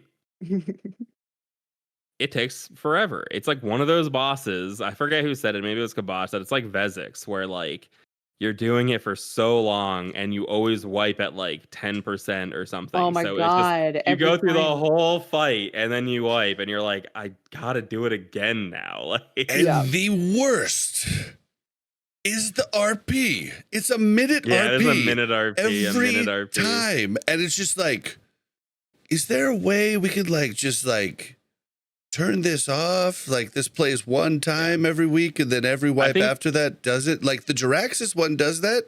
Like you could just, I mean, we only wiped on, I've only wiped on Jiraxis I think once or twice. Yeah, he stays but there. Like, yeah, he stays there. But he just, like, he's fine. You just pull him at that point. Like, yeah, what's crazy is one of those Jiraxis wipes was like 3 weeks ago, but moving on. Yeah, well, the other one was in a GDKP, and like the GDKP like raid leader was like, "I've never wiped on Jiraxis. Do I just pull him now?" And it's like, yeah. Yeah, I mean, we had 6 pulls on Tuesday under 20%, right? Yeah. Like, so that's like, and it's a lot of time. Do you see how much time each one was? How long it lasts? Yeah, like 5 minutes. Yeah, so I guess not as bad as Vezix, but still, like, that is a length of a full boss fight, so it hurts. I feel bad for casters and healers because that has to be a really hard fight. Whereas for melee DPS, especially me, since I stick on the boss doing exposed armor, I'm literally just doing my rotation the entire time, right? I'll explain how it's easy, though. It's actually quite easy. Yeah. It's not quite easy, but I'll explain how like it is a little easier than it looks. When It's just you're, like one thing goes wrong involved. and it just like ruins the whole thing. So the first part is the first mechanic you have to get past is that Deathbringer Saurfang in his opening RP doesn't call him the Lich King. He calls him the Lich King. And it's really annoying. And so he puts the emphasis on king instead of lich. And it really frustrates me. He changes it in the boss fight. He says it correctly in the boss fight, but he goes, I was so confused by what you were saying. I was like, you're saying the same thing, but I guess I didn't realize the emphasis. Instead of saying like the king of, like, instead of being like the king of liches, he's like a lich who happens to also, who's like, is a king of something else. Like the emphasis is wrong. He's supposed to be the king of liches, right? Like instead he's the king who happens to be a lich. So it's very like, it really is very frustrating. This is the first dungeon, this is the first raid I've had dialogue on in, and it is so annoying. Every boss monologued. You go past Lady Death Whisper and she literally has 2 essays. I don't know anything about her. It's like, I'll correct your sickness. You're like, what are you saying? I'm not even in the room yet. Like we pull everything out of the room and she's like talking to herself the whole time. It's out of control. But anyway, you get through the minute RP, which I also hate Muradin's voice. Like I feel like the dwarf voice is not, I don't know. It's very frustrating. Something off about it. Yeah, which is it's so good. After the minute RP, Yip is already very annoyed. I'm heated. It's hard. So the tanks have a taunt mechanic, pretty easy. You just taunt back and forth. The way the boss works is as he gains rage, I think it's actually like demon, whatever. What are they called? Death Knights. It's like Death Knight runic power, not actually rage, but it's like rage. Demons, you know. Yeah, I literally don't even know the class name, but it's pretty interesting. As you like fail at mechanics, he gains more rage, and then he puts out a mark on somebody, which is like constant damage for the rest of the fight. And if they die, he heals to the point where you have to just wipe.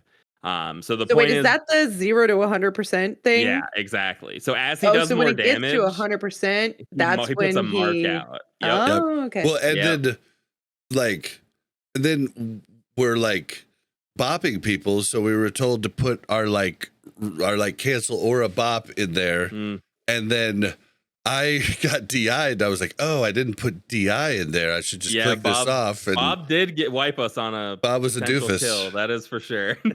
Yes. So here's the order to make it easy. It looks like a lot, but if you have an order for every mark, it's very easy. And paladins are what make it really easy because they can put a beacon on the person who has a mark. So you have your first paladin put a beacon on the first mark. They will just keep healing the tanks like normal. They'll heal everybody like normal. And then that mark is always getting healed by their constant spam. Your second paladin will put their beacon on the second mark. I have a question real fast. Hello. The Paladin beacon, because I've never played a Paladin healer. Does it do the exact same to the beaconed person as it does to the regular person? You just double your healing, basically. Oh.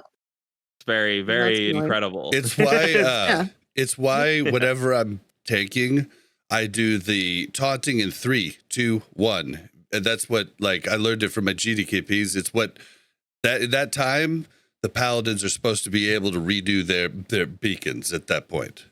Yeah, we all hate that, Bob. Anyway, a lot of people like it. A lot of people like it. Yeah. So, yeah. Well, okay. I won't get into it. You can only beacon one person. The beacon should already be set. It doesn't. I actually don't think that. I mean, if you only have one paladin, I agree that is probably fine. But if you have 2 or more paladins, and our weekend has 3 paladins, so it's like. Well, it's like insane. On top of that, it just lets the healers know that like they're about to have to like swap big time, right? Like it's got multiple things. My raid frames highlight your name in red when you have threat. Like Thames, I know who has. Thames is the new thing. This tier I noticed. It just puts healers probably don't notice because they're like their eyes are glued to their healing frames, but it puts 100%. Really big. It'll go Yippidin has taunted the boss. Fabulous has taunted the boss. Really big. Listen, I look at my raid frames. I'm gonna switch to Foji. I'm so tired of Thames. We're all gonna fish. I am gonna pay him $5 a month and just be done with it. Yeah. At one point, Yip was like, "Healers, do you guys see the bar that goes from 0 to 100%?" And literally, I was like, "Absolutely not. I don't think I have that." And then the next time we went, I was like, "Oh, that really large bar that's at the top of my screen. I wish it was like closer to my raid frames." I mean, I'm not gonna act like I don't miss weak aura stuff all the time, even when it's super obvious.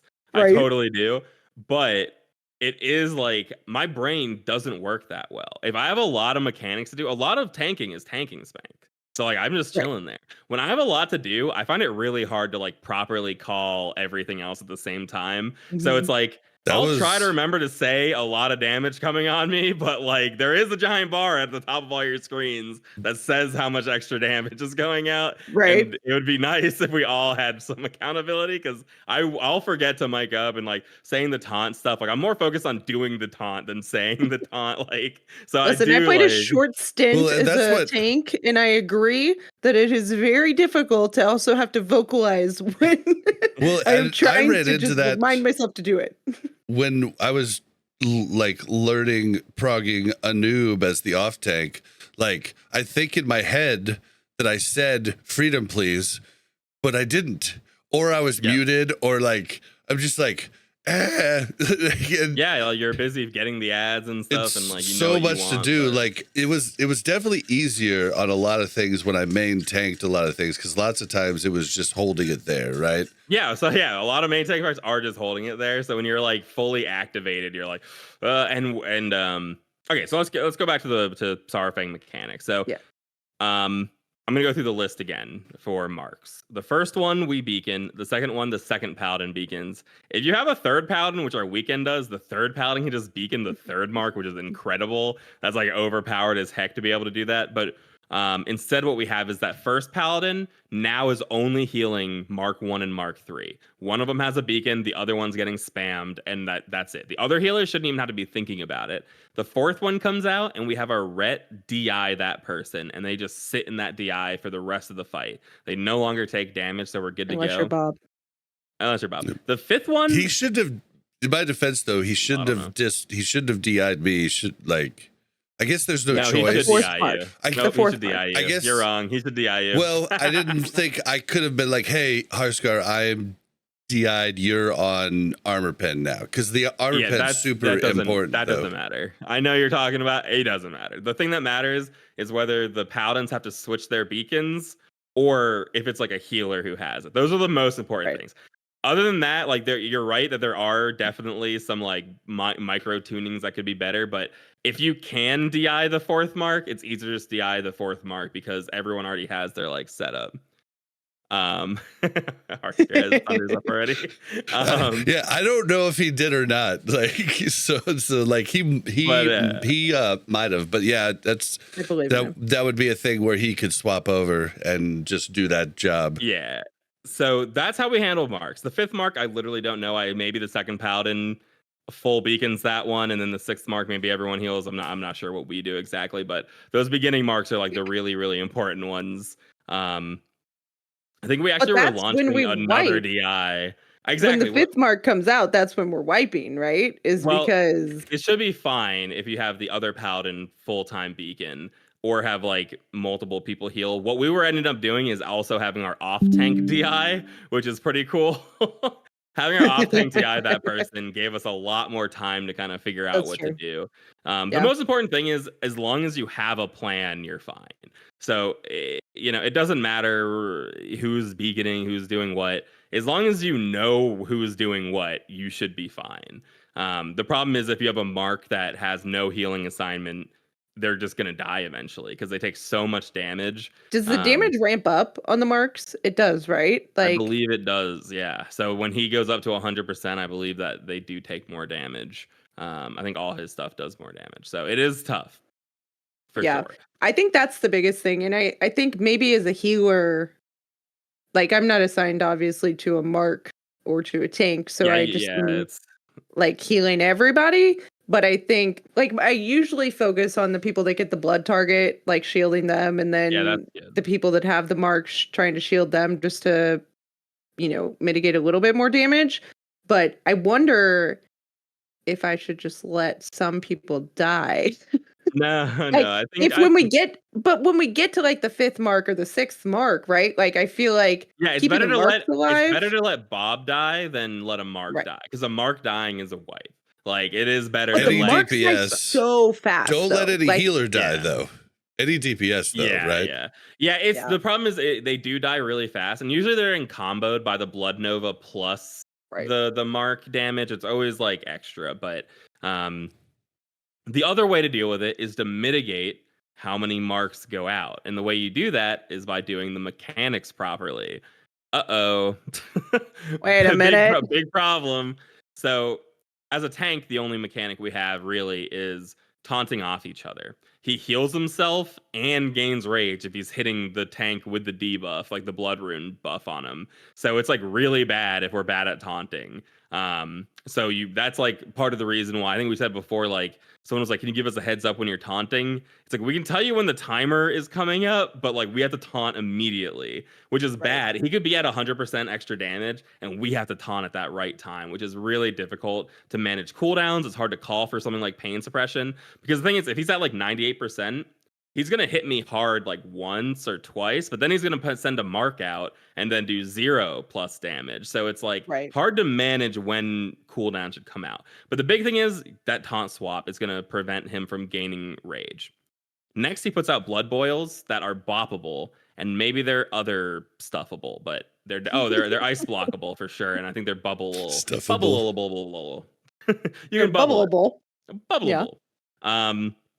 Getting those off early means he's going to gain less rage, which means you're going to delay that first mark even more, which is really, really important. So we've just been sending out all of our bops immediately when we can see those blood boils.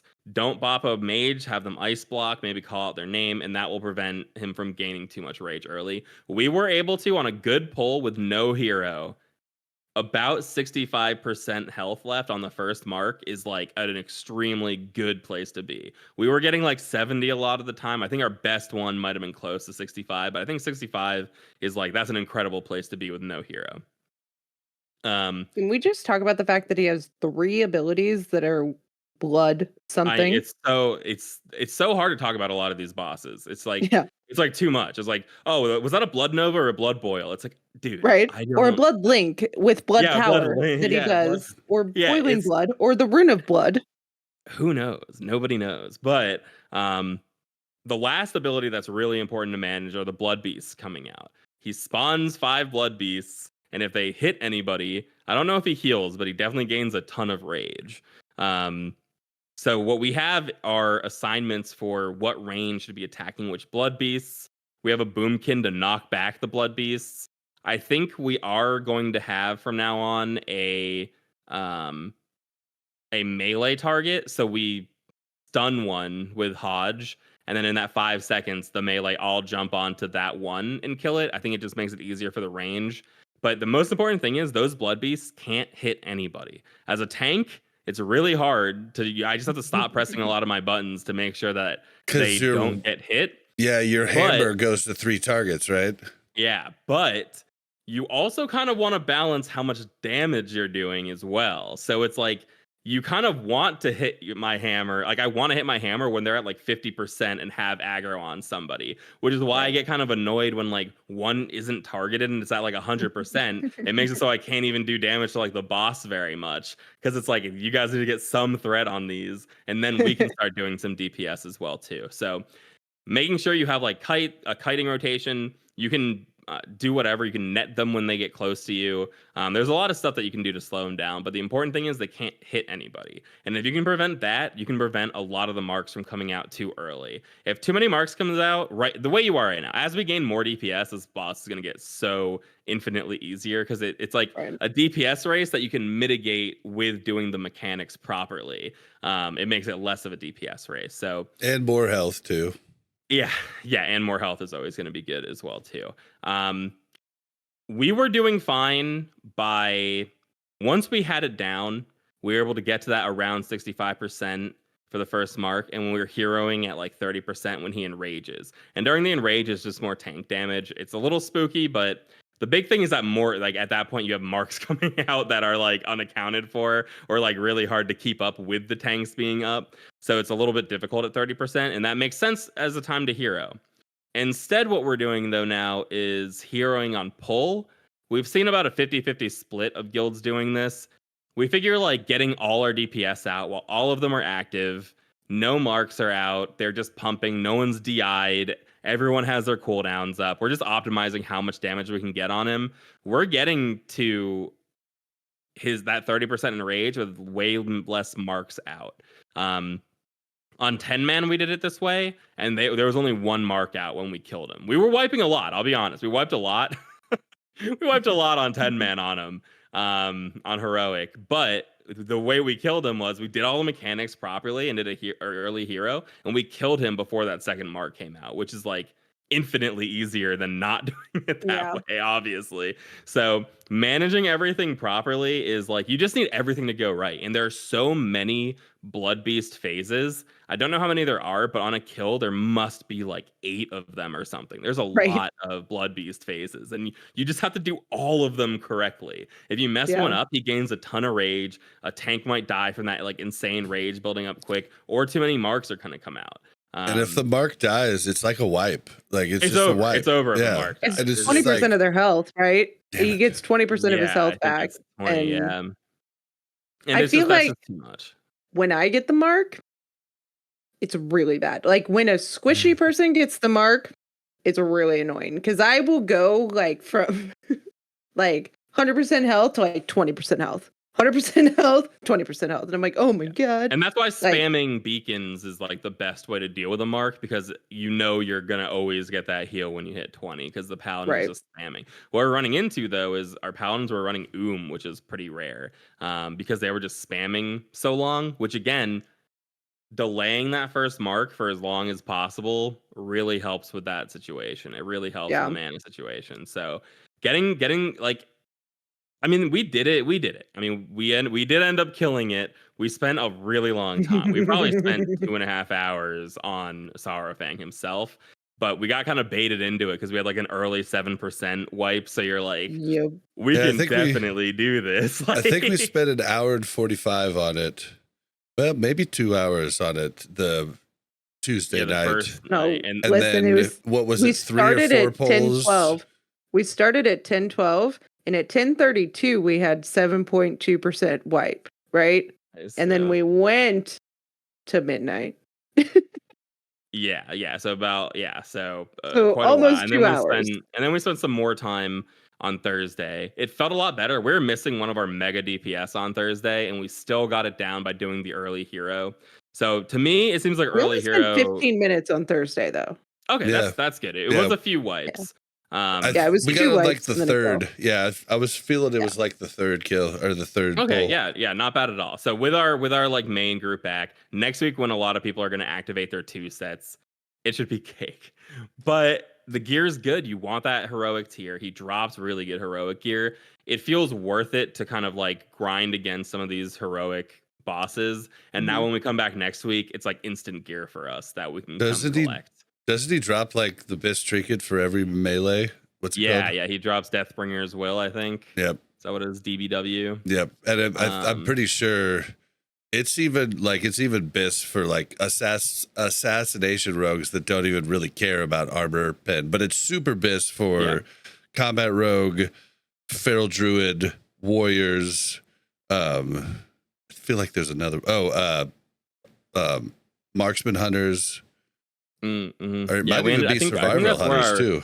I think our hunter got our first one. He got the normal one. I mean, I would take the normal one too.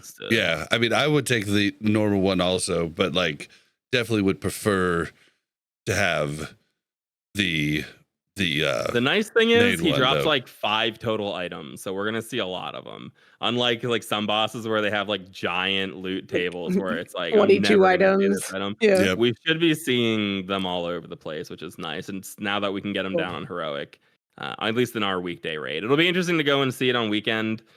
I'm afraid of spending too much time on it. I do think it's possible to do if everything goes right. And we have 3 paladins, which makes the marks a little easier to deal with too. So weekend's not. Who did you take with? Who'd you take with last week? Hearthscare fundraiser.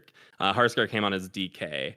And we did a 10-man the night prior with me and him tanking, so we were able to like slot in and do it fine without like team. Like we like went through the learning curve on 10-man. It's good. He was going through he was like he did his GDKP and stuff. I'm not sure what his gear score is, but he was totally fine in there. So do you think it'll be harder with me or easier? Like warrior. Hearthscare said he hasn't seen any warriors. I have no idea. Yeah, I truly have no idea. I'm like super worried about like griefing the raid because I'm a warrior. Our weekend's already scuffed, I think. So I wouldn't worry too much. It's gonna be kind of like a scuffed run. We're missing one of our healers, we're missing one of our DPS, we're missing 2 of our DPS. So it's kind of like, I think it's okay if we have like a learning curve again compared to last week. And so it'd be a good time for it. But I think you'll be fine. I mean, yeah, I don't know. It's tough. I don't really know any warriors at all. Like, I haven't really seen any warriors. ICC, yeah. So it's got me really worried. It's hard to say, but I will play it by ear and see. We'll see how it goes. But we did get Saurfang down. We got some loot. I crybabied and got a little bit of tier for myself. It is a little nuts. I've been simming gear, and heroic Lich King will kill me very quickly if the tanks need to be. Yeah, it's insane. I really feel the tanks need to be prioed gear hard. Yeah. Well, the nice thing is we only use 2-piece tier, and then everything else is going to be uncontested. So our GTKPs, the bubble ones, they actually for ICC increase the tank cuts because they need the tanks to get a lot of gear because it is nutso.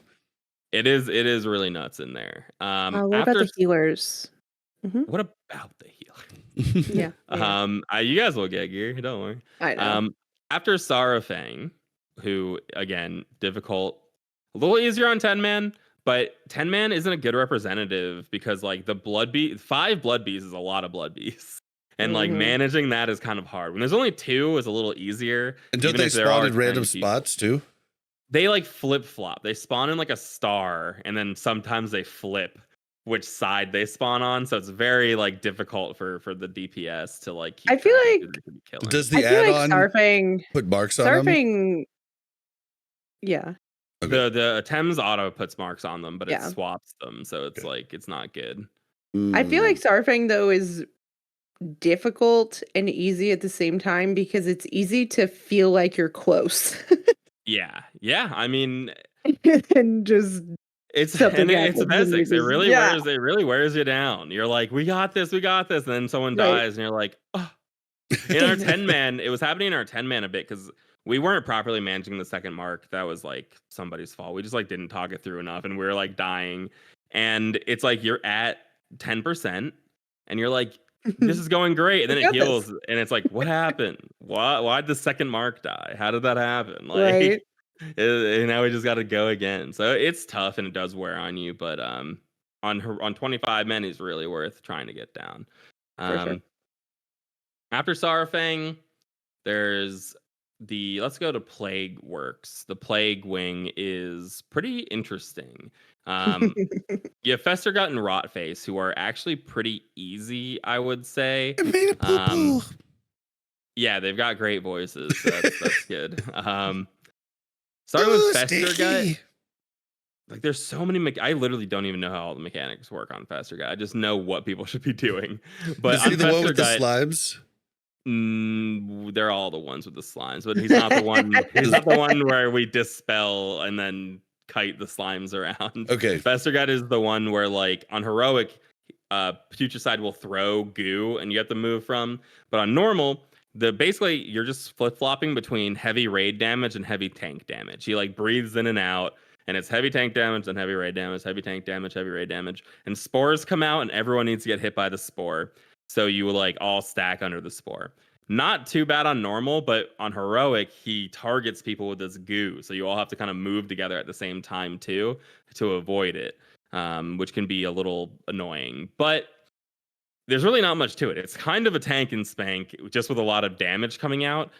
The tanks will gain stacks, and if they gain 10 stacks, it wipes the whole raid automatically. So it's a little uncomfortable. Oh man. I've heard it's happened to us a couple times, but usually like if the main tank dies when the other tank already had 9 stacks, and he'll just like turn to the other tank, hit it with the debuff, and then everyone explodes. Goodbye. Maybe you might be able to swap at 8 and the timing still works out. I'm not really sure, but as long as the tanks live, you won't have a problem there. And then yeah, the only big thing is on heroic, he throws goo at people. So we were just having everyone move together. Like, you're gonna move left if a goo comes out when we need a stack for spores. Then everyone just moves left away from the goo.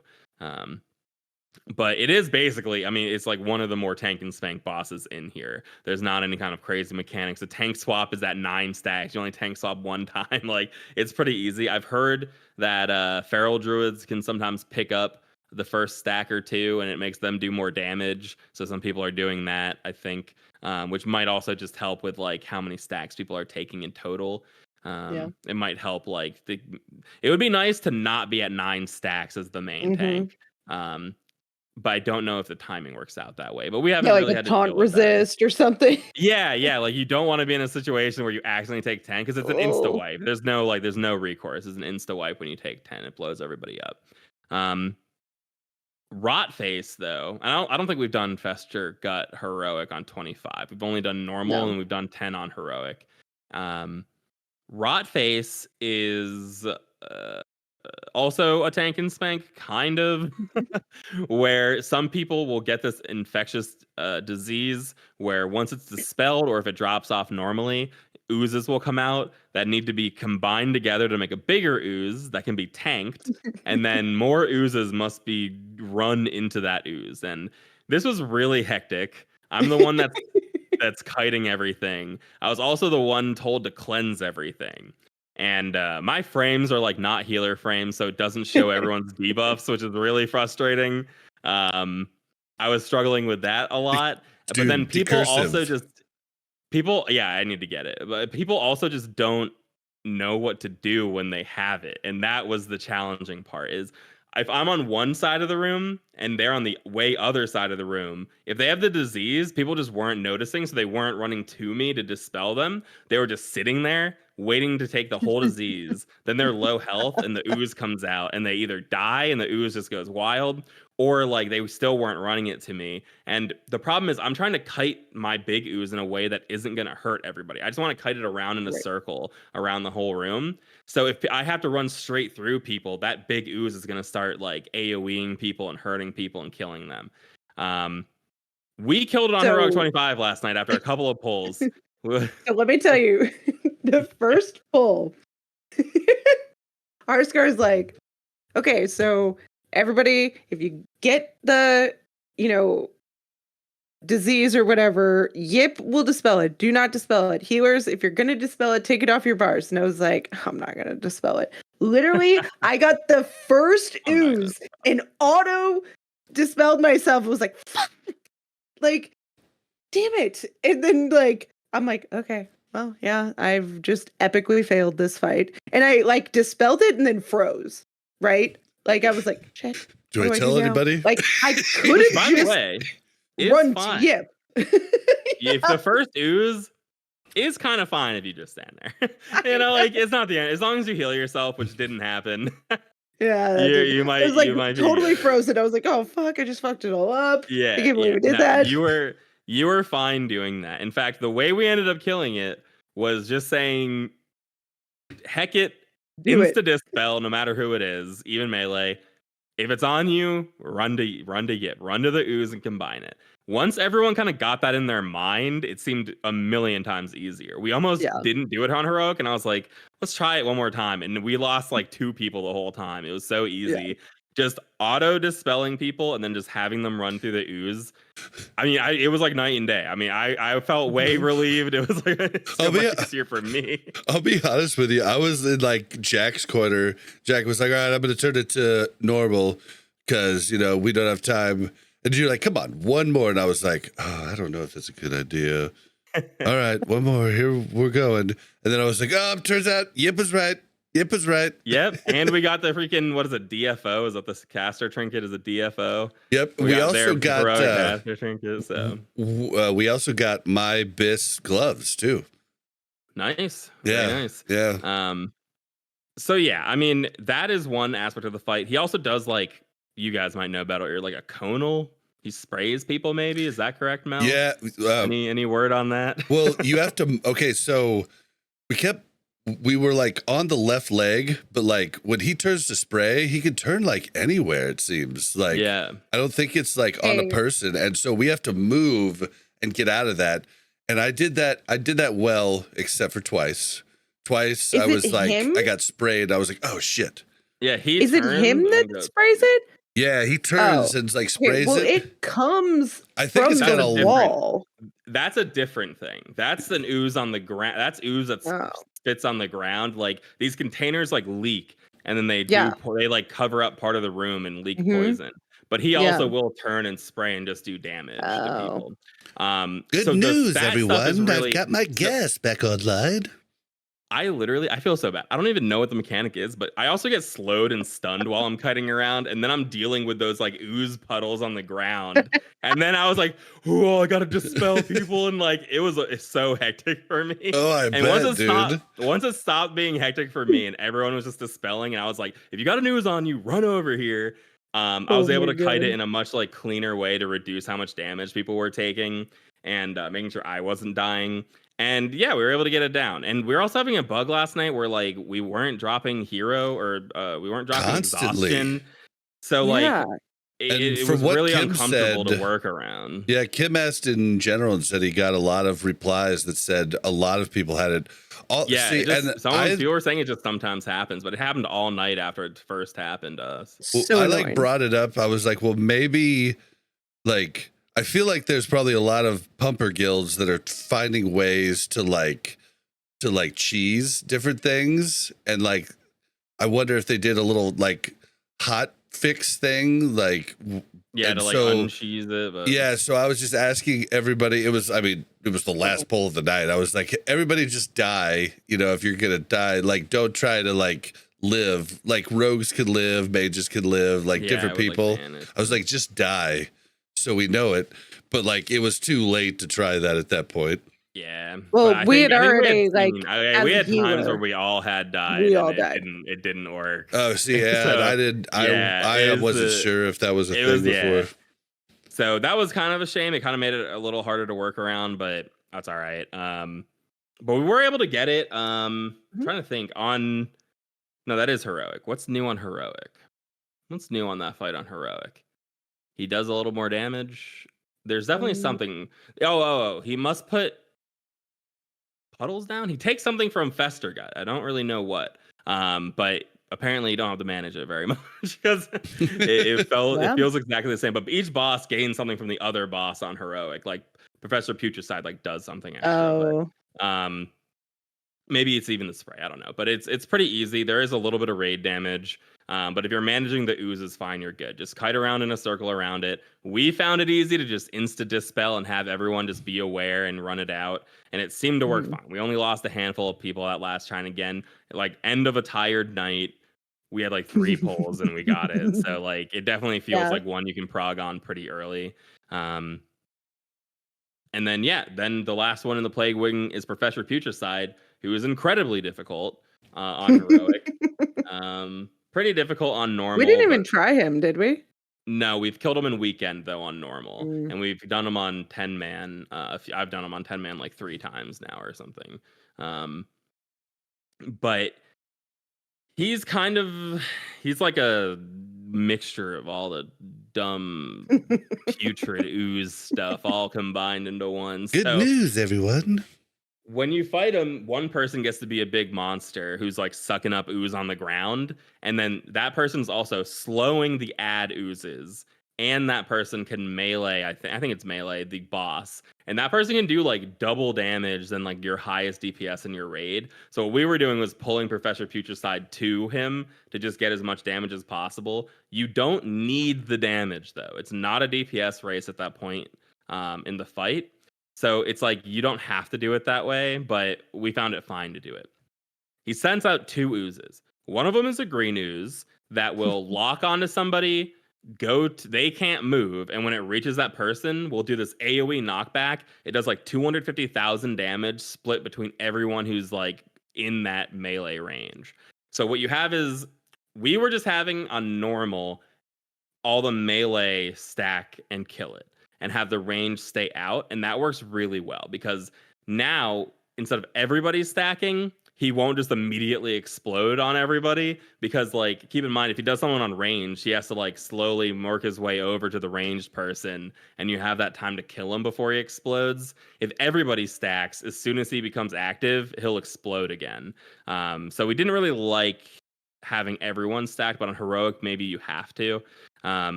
Pretty easy though, you just kill it. And you're good to go. The orange one will fixate on somebody, and that person has to kite. So you're not stuck in place. You have to kite with it. Everyone can attack that thing once he is fixated on somebody. And then you're good to go there too. I think on heroic, both of them spawn at the same time, which is a little extra. Feels a little extra. Yeah, I haven't seen this fight at all, except for back in the day, watching it, not playing WoW at that time. From your perspective, there's not a ton to do. You want to avoid, there are bombs that spawn on the ground, but usually I just drag the boss away from those bombs so you don't have to worry about it as much. And then you're fighting the boss, then you're fighting the ooze. There's not like a ton to really think about. Well, what about you do tomorrow though, as a tank? Oh, good question. You'll probably be the big A-bomb guy. It's pretty easy. You just run to the oozes and suck it up and you just like slurp it up. Oh, that's fun. Yeah, you just like stand in it or something. Maybe there's a button. I truly don't know. Fab knows. Maybe Fab can tell you. So kind of a tank and spank. You kill the ads, you avoid a couple of mechanics. The last phase is the really hard phase. The last phase, he starts putting a stacking raid damage debuff on the tanks. And it's an exponential damage. So 2 stacks to 3 stacks is an exponential amount of damage. 3 stacks to 4 stacks, an exponential amount of damage. So what you want to do is try to evenly spread these stacks out as much as you can. On normal, 2 tanks is fine. I think on heroic, you probably need the Fury Warrior to take a stack. You need like your Feral Druid to take a stack, maybe a DK to take a stack. And that way you're not ramping up to like 4 stacks where everyone will die. And then it's a DPS race. You just have to kill him before those stacks kill people. And you're kind of kiting him around because more oozes are growing because you don't have the big guy to suck him up anymore. And so that's growing. And then he's putting bombs on the ground. So basically, you're just raid damage? Are the stacks raid damage or just it's raid damage? So it doesn't matter who it stacks on. Oh, because it's exponential. It goes onto the tank. It goes onto the tank. and then the tank aura's like raid damage. So it doesn't matter who it's on. You want everyone to have as low stacks as possible. So you want to prevent the tank from building too quickly. And then it's a DPS race at that point. So on normal, it's not too bad. It really does feel like a tank and spank. You kind of kite them a little bit, and then the tanks will swap back and forth, and hopefully you kill them fast enough, and then you can have an off tank do it. On heroic, I don't know how we're gonna even be close to the amount of damage we need to not before the raid gets blown up. Plus the other phases become hard too. So it's like it does seem. I think he's one of the hardest heroics in there, to be honest. So he'll probably be one of the last ones that we attempt. But that's him. That's Professor Peach's side. And he talks the whole time, and that's great. Gotta love it. He's like, oh, good news, everyone. Whoa, I've got oozes. It's like, great. Thank you, Professor Peach's side. Good news, everyone. Yippin is like, now he hears people talk, and it's just like, what are you saying? Why? Well, I mean, if we were role-playing back, it'd be one thing. But it's like, they're just role-playing at us. We're just trying to get through the bosses. Next is the Crimson Hall. Blood Prince Council, the first time I did it on 10-man, super easy. Every other time since, we've been getting blown up all the time. I'm just going to explain normal. I don't know how to do it on heroic. I know the difference, but I'm just not going to get into it. On normal, there are 3 bosses. One of them can be tanked by range, but we've been having a tank do it. That's the far left one. I think it's the one that starts with a K. I can't remember. It's like Kesareth or something. I don't know. Kegraseth. He does like shadow lances, and Keliseth. There are these Keliseth. There are these nuclei that spawn around. Whoever's tanking just has to hit those once. They come to you and they give you a shadow damage debuff, or shadow damage buff, where you take less shadow damage, and then the shadow lances won't kill you when he's empowered, but you need those on you. The middle guy, he does this empowered, like he puts down vortexes on people. When he's the active boss, everyone gets a vortex and you have to spread. When he's the inactive boss... This is the one I was very confused on. When he's the inactive boss, he puts it on the ground somewhere. You have to look for it and move away from it. And then the last guy is a flame orb dude. When he's not active, it's whatever. He does a flame orb, it literally doesn't matter at all. But when he's active, though, you need all the range to stack, and then the orb needs to fly through as many people as possible, and whoever has it needs to like run out of the group and take it. We have our melee follow the flame orb to kind of reduce how much damage it does, go through the range, and then hit that person. If they don't do it right, you wipe. Period. You wipe. I feel like this is one of those abilities that I'm not going to get for 6 weeks, and then all of a sudden I'm going to get the flame orb, and I'm going to be like, God damn it. Yeah. In a way, this might be easier on heroic. I need to think about that, but you just have to run through the raid and then hit as many people with the orb as possible, and it reduces the damage, and then you're good to go. It just keeps switching who the active boss is. The mechanics change slightly, but your weak aura should basically tell you what to do. It sounds like they were kind of crazy for range. It does not. It does not tell you what to do at all. It's got to be a Thames thing. Or it doesn't know who's active or what. I don't know if it's Thames or Deadly Boss Mods, but literally, this was my weak aura. Spread apart, stack, stack, stack, spread apart, stack, spread apart, stack, spread apart. And I was like, I'm sorry. Am I supposed to... Yeah, mine didn't tell me what shit. What am I supposed to do here? I just was like, I'd move and I'd blow up and blow over here and blow over here. And I'm like... Yeah, or blow me up. No. Yeah, I mean, it's a lot to deal with, but the problem is it's one of those fights where, like, you do the flame orb wrong, everyone wipes. Well, and then how does it work? So when we finally killed it, I was expecting to go to the next mob, but you just have to kill one of the princes? They share health. All of them have one person is active, but the health is the same. Okay, because I was thinking like we were going to the next one to kill the next one. I was like, okay, finally one of them's down. Okay, we'll go to the next one. Everybody's like, one health bar. It's basically like Illidari Council, except instead of sharing a health pool, only one is active at a time. So it's basically like that. So you can't like cleave them or anything, but they all have the same health pool. On heroic, you can't move or something. Like you take more damage if you move around. Ridiculous. In a way, though, I think it might be easier because like everyone is forced to do the mechanic properly. Like you all have to stack for this part, or else we'll lose instantly. Right. So like the flame orb is probably a little easier to deal with because we're all like properly positioned already, instead of it being like everyone's all over the place doing whatever. I mean, I'm going to tell you, my movement during this fight was a lot because of my weak aura. I was like in, out, inside. What? Okay. And then I remember swiping once, and I was like, I'm sorry. I don't know if anybody else is having this problem. Yeah. My weak aura is telling me to do all sorts of things. Yeah, we were saying in, out. But that's the one. So I went in a 10-man in PTR with one of Pummel's groups, and like we did like a few polls on it, and then we just swapped it to normal and beat it. And like everybody, when we were leaving, I don't know if they were lying or what, but they're like, yeah. So I totally get it now. And I just was like, guys, I don't understand what the fuck was going on there. Like, you're saying you understand it. Can you explain it to me? And then silence. No one explained anything because no one understood it. Listen, I understand it all. Well, yeah, I mean, but you have me closer to understanding it, but I'm still lost. It's just that's the thing with these fights. A lot of them are like a lot of mechanics, but a lot of them are just like you can kind of listen actively. Like I know that Thames is like showing you a lot, but if Hearthstone says spread, just say spread. If Hearthstone says group, just stay grouped. And like you're pretty. That's what I did. Like, yeah, that's what I ended up doing. You're basically good to go. Yeah, but I just ignored. But there's 1,000 other mechanics happening at the same time. Like each boss is like doing magic, and you're just like, what is happening? So many of these fights, it is like that, especially for a healer, right? Where I'm like, there are certain things that I need to know, and then there are certain things that I don't need to put into my brain right now because they don't impact me. Yeah, it is. Think about what Hearthstar goes through. Everyone has to learn their individual mechanics and what matters to them. It's just not a forgiving.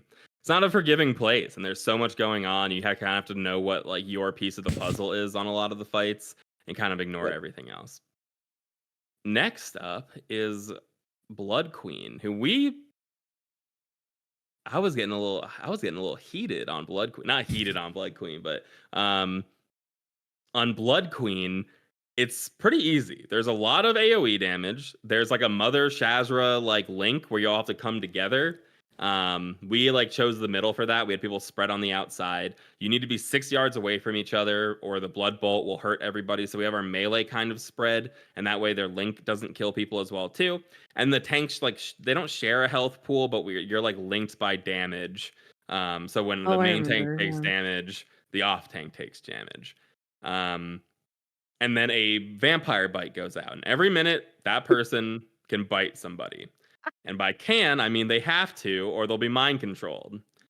It does some damage, but then that person will be bitten, and it just goes like, 2 people will be bitten, then they bite 2 people, and it'll be 4, and then 8, and then 16, and then you wipe because you won't be able to bite enough people. Everyone will get MC'd. Do you know if this bite shows up? It berserks before then, I think, anyway. Do you know if this bite shows up on the pet bar? Is that where it shows up? It shows up on your action bar. Your number 1 on action bar will be the bite. So your bite will be the number 1 button on your action bar. So then what happens? Oh, do you turn into something different? You turn into a ghoul. The only thing you can do is bite for 10 seconds, I believe. I believe you turn into a ghoul and you have to bite. So now you're probably thinking to yourself, why were people not biting last night? Yeah, if it's like, I was thinking like maybe it's your pet bar and you just have to know when to do it. But if you turn into a ghoul for that 10 seconds and have to bite somebody. You're not DPSing. Then like, yeah, I feel like why is somebody not biting somebody? I think sometimes people will try to bite the same person, so you can't both bite the same person. That can be a problem, but all you have to do is bite someone and you'll win on normal. As long as you bite someone, you will win on normal. On my rate frames, it like showed me who was bitten. Yeah. So the problem is who you're about to bite. So if two people will turn into a ghoul. If they go bite like a mage together, that one person will get the bite off and the other person won't. And they'll be like, oh, I got to bite somebody else. So it's good to have maybe like a plan, but you have a minute to plan. Like you have the time to plan. Yeah, LZ started to call it out. Like a 3 second, like you started to call it out. Yeah, so it was definitely a little bit like, all right, like bite somebody, guys. On normal, like bite somebody and you have the DPS to do it. Heroic, I don't even think there's new mechanics. It's just a ton more damage. There's an air phase where like everyone needs to spread and she does a ton of damage to everybody. You just use her like raid wall for that. You use your everything for that. In 10-man, this seemed impossible with 2 healers. Literally impossible. We had Stoof and Kim, I think. Literally two great healers. It was, we were pulling and it was almost a joke at how much raid damage it was. He was holy? disc though. He was disc instead of holy, but the amount of raid damage was like a joke. We were finally able to get to like, we were able to like basically get to the air phase, then we go to the air phase and just all die. We were, however, with Harscare's 5k gear score healer, so not a main healer by any like regards. We were able to we were not comfortably, but we after like 3 or 4 pulls able to kill it on heroic. The fight is the same. It's just a DPS race basically before the bites go out. It's just so much raid damage. So I don't know if we need 6 healers or what. Is this the fight that Jordy was saying you should have 7 healers? I felt like I always just it wouldn't assumed... surprise me at all. It literally wouldn't surprise me at all because as long as you handle the bites properly, you are pumping on her. Like you are doing a lot of damage, and you hero at 8 bites, so you only really need those 8 DPS doing a ton of damage, and everyone else is doing some. It wouldn't surprise me if Jordy said use 7 healers. Maybe we haven't seen the damage on heroic in 25. In 10-man, it was such a joke. It was like this is so much damage. Like it's like they're kidding. Not doable. Yeah, it seemed not doable with 2 healers, which was kind of nice because I didn't want to prog all night, so it was like, all right.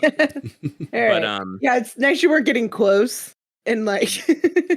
But with 3 healers though, it felt comfortable. I think with 3 healers, having like someone who's an off healer in your raid, whether it's your Ellie or maybe a Shadow Priest who goes holy, something like that, it felt so doable, and it's really worth it because that's a tier dropping. It's a tier dropping boss. So on 10-man, if you can get her on heroic, you get an extra piece of 264 tier. So yeah, pretty worth trying to do on 10-man, but you need that 3rd healer. And what someone in our guild said, which I pretty much agree with, almost every fight for the most part is not a DPS race. A lot of it is just people dying. So like having a 3rd healer on almost every fight in 10-man is just a net benefit. Like Murogar, let's say you mess up a Bone Storm. Oh, we have a 3rd healer. Like, a healer gets spiked. Well, we have a 3rd healer. Like, there are so many, like, just have a 3rd healer, take an extra Bone Storm. Who cares? Like, and if not, it doesn't matter. Somebody just ends up dying and you're down a DPS anyways, Exactly. Right? So, like, it just seems like the safe way to do a lot of these fights is with that 3rd healer, because a lot of them aren't DPS races. They're like mechanical. They're like mechanics. Right. But Blood Queen, pretty cool fight, pretty fun. It's a fast-ish fight, so the prog feels pretty good. Like, you're like, let's wipe, let's go again. Like, it's not too bad of a fight. You don't have to wait a minute every time you retry it. I'm still don't up. Have to wait a minute. Don't have to wait a minute. It's a little bit of a run. That is what I'll say. That is something we're gonna have to like work out. Like, we're so used to running back, like some of those are TOC. not worth it, it feels like. Yeah, it's like sometimes you have to be like, do not run back. Like, it's like what we had to learn with General Vezix. Like, do not run back. Res. God. Yeah. So that's Blood Queen.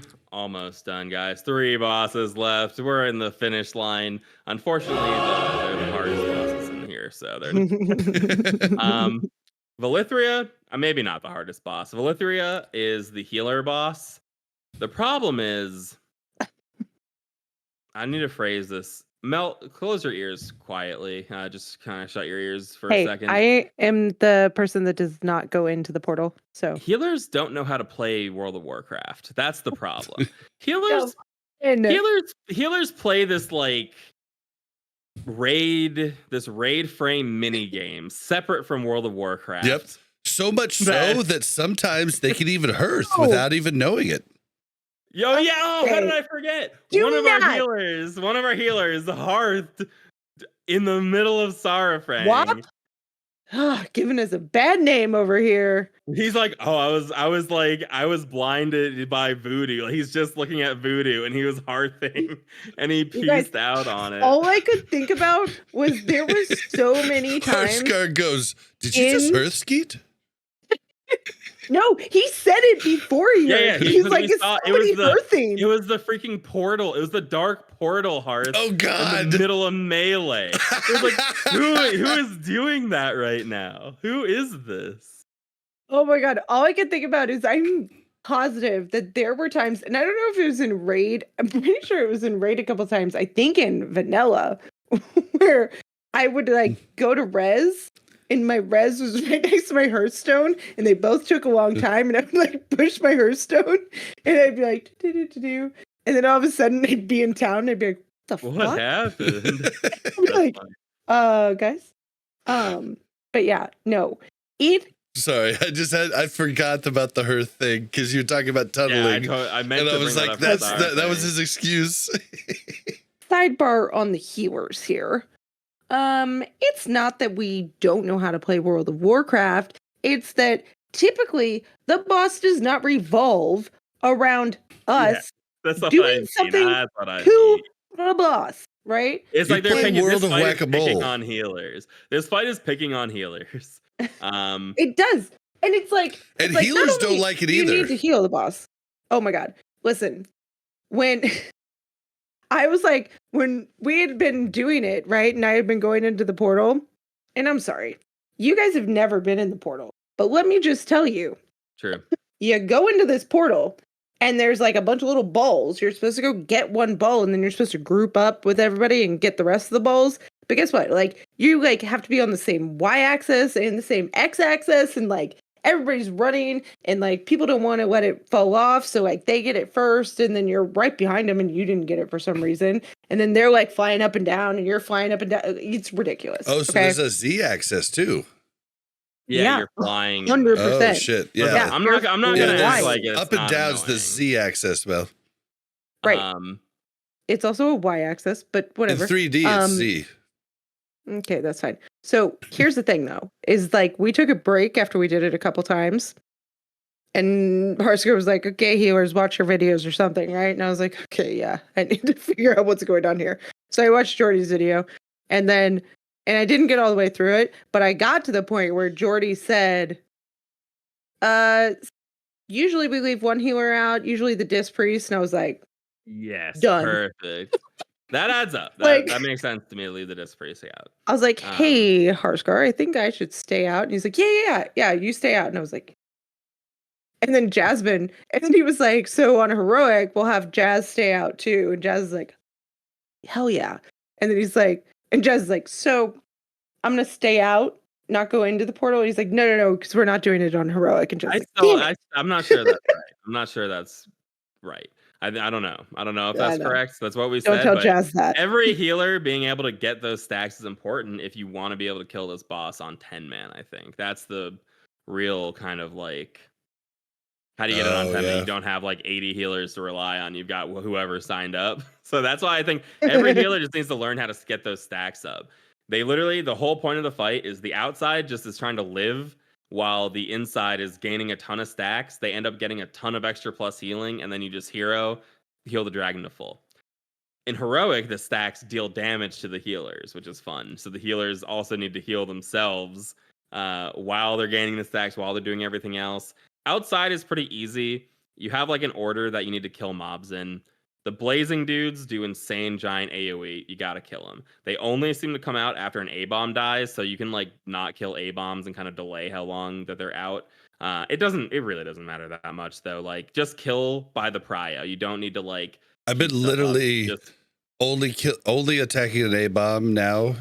Like when there's nothing else happening. When there's nothing else out. I think that's exactly how you want to do it. Is like you don't need to like save the A-bomb, but just hit everything else first. Mm-hmm. Suppressors are the next most important thing. They put a mortal strike basically on the boss, so you need to kill the suppressors. The liches are really annoying, we found. Their frostbolt volley also does like a mana burn. So like we had like 3 out at one point and they just like spam mana burned everyone outside. It was pretty crazy. So those are pretty important.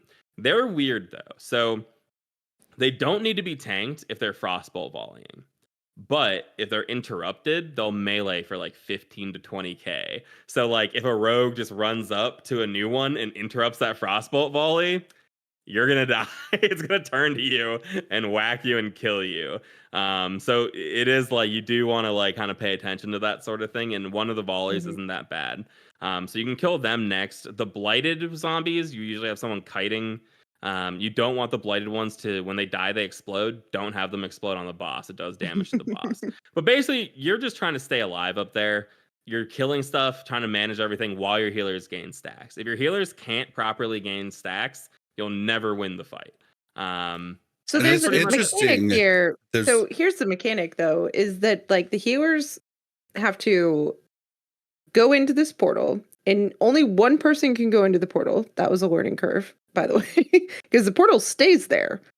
Just only one person can go in. But it's like the Yogg ones. There's multiple portals instead of disappearing. Right? Yeah, there's multiple portals. Correct. There's multiple portals, but they don't spawn in the same spot every time. Okay. Oh. So, and they stay open once, like they appear to stay open. They don't disappear. And so, but there is like a minute before, and that might be exaggerating. It might be like 30 seconds, but there is a good amount of time that the portals show up before you can enter them, right? So what the healers need to do is they need to go find their portal before it says you can go in, because as soon as you can go in, you have to go in right away, right? And then once you get in, you enter into this room and you can mount, and you have to get a stack right away. And then you have about 15 seconds to get with the group, because then you can fly around together, and every stack that you get there, it gives to everybody that's within range, right? So everybody can get 5 stacks together, as opposed to people going opposite ways and getting 2 stacks on their own, right? The problem is that if you spend too much time like coming together, you end up not getting enough stacks. Okay. So even if like there's no way to get around the entire room in one like fell swoop, right? So even if you have 2 groups that go opposite ways, that's probably fine. But then you get ported out, you go back, and then when you get ported back in, you have about 5 or 10 seconds before you need to get another little orb, or else your stacks fall off, right? So you have to keep renewing your stacks so that you can get more stacks. And if your stacks fall off, you go down to 0 and you were at 15, you're pretty much worthless again, right? And every time you come out of the boss, you heal, or every time you come out of the portal, you heal the boss. And that's what wins the game, right? Like you're healing the boss instead of doing damage to the boss. And so it's a cool concept. I do like the concept. If they didn't make the getting, like if they could have just made it so we had to run around and not fly around, like the flying is what makes it so annoying. Yeah, I can see that. I mean, it's the same thing that makes swimming annoying. Like even if you go faster, it still kind of takes you out of the game. Yeah. Well, it doesn't take me out of the game. It just is like me knowing, like spatially. Yeah, you're having too much fun flying around. You forget to do the mechanic. You're like, I can fly. I can fly. No, I get it. Yeah, you're like, wait, that thing's up here a little bit more. Like, I gotta. Right. Like for some reason, and that might be a me thing, I just have a hard time figuring out. No, all the healers were losing stacks, so I assume it's like an everybody thing. Yeah. But there's literally no way around it other than healers figuring out how to do the stacks, and that's like the entire fight. So that's what you want to do it on heroic. That's what you need to focus on is the healers learning the stacks. And what I was gonna say, Mel and I started talking at the same time. I just let her go, but like what I was gonna say to like go with what you said about everybody up top just needs to stay alive. I've noticed a lot more fights here in ICC depend on the DPS to know their entire kit. Like for a rogue to know that you can gouge if you're the only one there with this mob. Like you can, like rogues vanish, but like you can evasion, you can use cloak, you can use all these things to like help you stay alive, where a lot of people, like some people don't even have these things on their bars, right? Like, cause they just expect healers to heal them and they do DPS for every global, right? This is a change where you need to like really pay attention. Yeah. Yeah. All you're going to have is a disc priest. She's going to shield you. and maybe put a prayer mending on you, and that's about it. Why's it gotta be a she? Yeah, why? I'm a she. Fair point. I think it's hard. I mean, I think it's a hard fight. It's you got to learn it though. So like you kind of do have to do some prog on it to like get the healers used to it. That's pretty much the only way you'll ever get it down. I think some guilds have gotten it down like pretty easily. So I think once you do kind of overcome that hurdle. Okay. No, but I mean, like, it's not like heroic isn't hard in like a lot of other ways. It's like that is the mechanic. Yeah. Once you get it down, you'll be able to kill it even like lower gear is really what I mean. Like you don't need to like over gear it, I don't think. Yeah, no. But I did give power infusion to Stoof there. Nice. That's big. Holy Valley. That's big. Oh yeah. There's some tips and tricks. Beaconing like a feral druid or a hunter pet or a demon armor warlock. Specific they all take more hunter plus pets. Healing. Yeah, you have to have this. Not just specific, not just tenacity. I think it has to be specced into like more healing or something. Yep. And then you'll be able to like beacon it and get more healing done onto the boss. If you have a holy with GS that does like everyone does more healing. So there's a lot of ways to kind of finagle it, but it is a healer fight through and through, and I don't know. It's like it's not a vehicle fight, but it's like one step. It's one step below a vehicle fight. Pretty with people close. flying around, collecting buffs. Like that's a good explanation of it. Yeah, it's a close to it. Good analogy. Then the last two bosses, we're there. We did it. Cindergosa is really hard. Cindergosa kicked our butt on 10-man normal. Cindergosa kicked our butt on 10-man normal. It is. It's tough. I can see why. Heroic's gonna be a little ways down the way. I think. There's really like 3 phases. I don't know how people categorize phases. Is it air phase 2, or is air phase? You know, I don't know. But at first, 1 tank is needed. You don't need 2 tanks till the last phase. First tank, you're just tanking. Very easy. She flies up into the air. I think there's stacks to manage. Let's talk about that. The melee have a stack that builds that just is a dot. You have a chance on melee to like do a bunch of damage to yourself. Basically, you build a dot. You can stop attacking and drop it, or if you're like a class that attacks slowly, maybe you can get lucky and it'll drop. I doubt it. You might just have to stop attacking to drop it. The ranged have something more interesting. They get this like crazy debuff. I think it's like disrupted magic or something. And once they hit like high enough, it just like kills them. So Kim was dying endlessly, basically. That's what I'm trying to get at. If you don't drop your stacks, you'll die. So you gotta drop your stacks, which means not casting, basically. So not a fun mechanic. No one likes mechanics where it's like, stop playing your class. But you have to do it or you'll die. She'll fly up into the air. Everybody runs to the stairs. On 10-man, 2 people get hit by frost tombs, and it works a lot like Saffron. You run, you have time to figure out where to go. You run to the bottom of the stairs, kind of apart. You freeze, and then she'll do a lot of different frost blasts on the room. So you have to like line of sight the frost blast, which means you might have to move left, you might have to move right. And then you deal a little bit of damage to the ice tombs. And then as soon as she is done frost blasting, you break them out of the ice tombs because they start suffocating. So if they're in there with like 20% health, you want to like inch down how much health the ice tomb has. Leave it up though. And then as soon as the last frost blast comes out, break them out immediately and you're back to the ground phase. It's honestly pretty simple. That part isn't like super hard, but if you're losing people, it can be a little bit difficult. But we got to the point where like you frost AM when they're about to get frozen, like you make sure that they're healed and you can get them to be like 80% health when they get in. That's like a lot more manageable. The last phase is a lot. Everyone gets a debuff. She no longer flies in the air. Everyone gets a stacking magic damage debuff, meaning she'll just like murder you eventually if you have too many stacks. People still get frost tombed, so you have new locations for frost tombs. 1 person will get frost tombed, and then everyone will run behind that person, drop their magic debuff, and then break that person out. Another person gets frost tombed. I think the proper way to do it is just break them out instantly. Then when the next person gets frost tombed, everyone gets behind and drops their stacks. So instead of like everyone dropping stacks differently, you want to like focus all the drop stacking or stack dropping between one person, then break the next person out instantly, and then just do every other like that. What we were doing was like hiding every single frost tomb and dropping stacks. I think it was too much, and we just weren't doing enough damage to the boss. So you want to make sure you're getting enough damage on the boss. The tough thing is that the tanks get those stacks and eat frost breath, which does a ton of damage.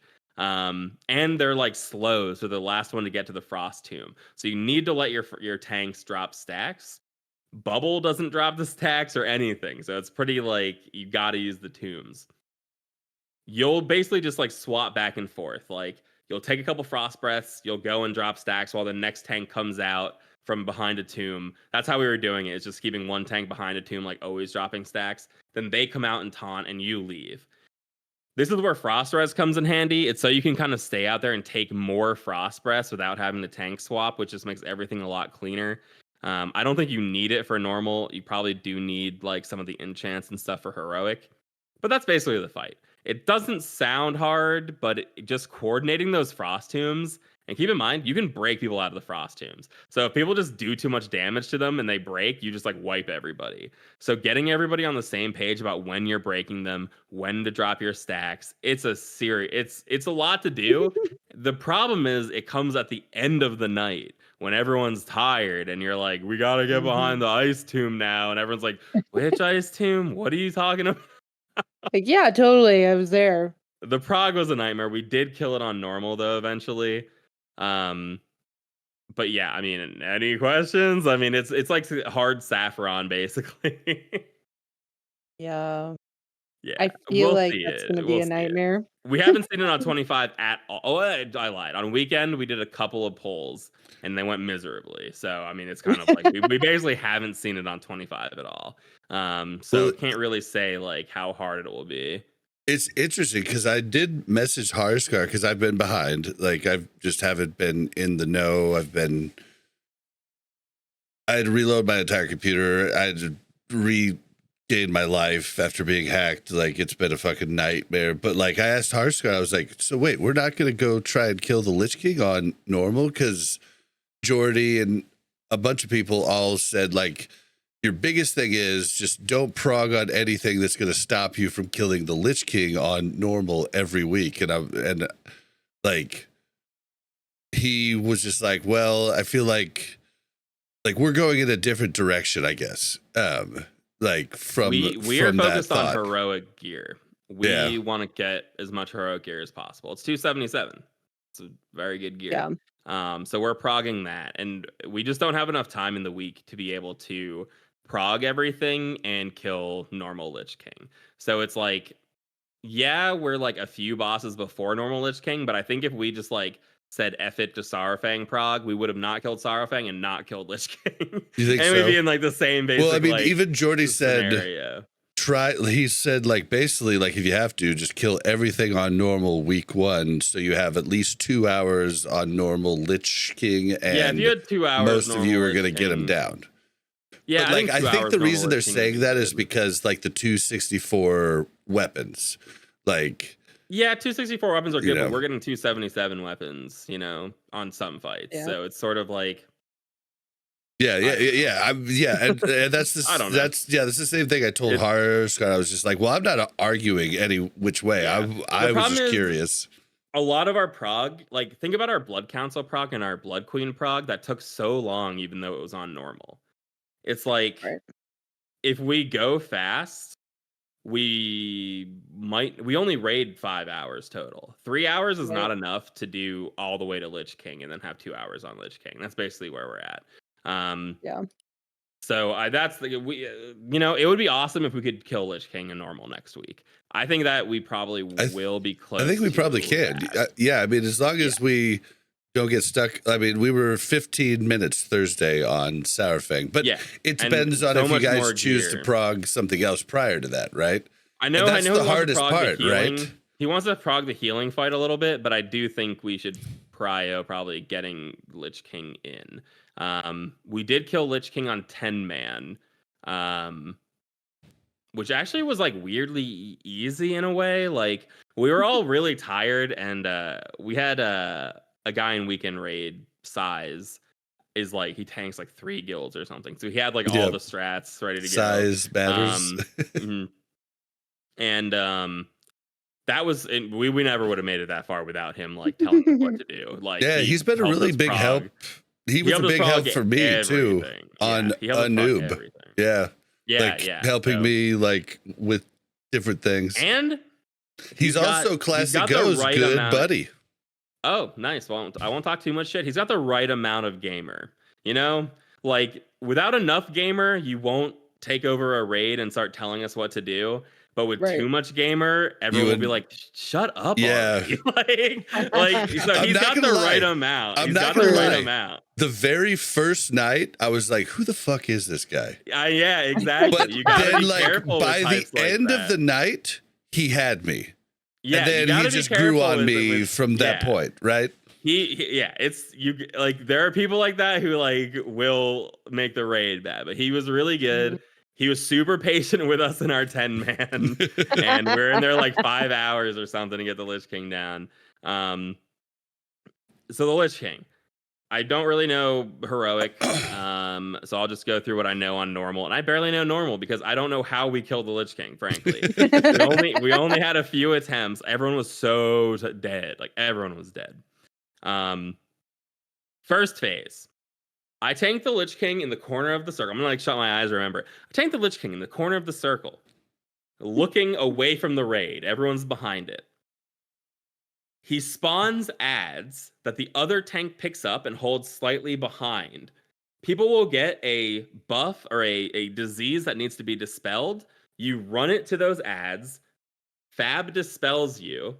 And then that debuff goes on the adds and kills the adds. So you're bringing the debuff in, dispelling it, bringing the debuff in, dispelling it, and we're just hitting Lich King. Pretty easy. Like, that's an easy phase 1. We can do that. Anyone can do that. If you dispel early, everyone's going to die. If you... that's why it's nice to have the pally, though. The double pally is super nice, because, like, we have the pally on the boss, but then we also have the pally doing the ads, so the pally can just see and then dispel himself, or, like, dispel that person himself.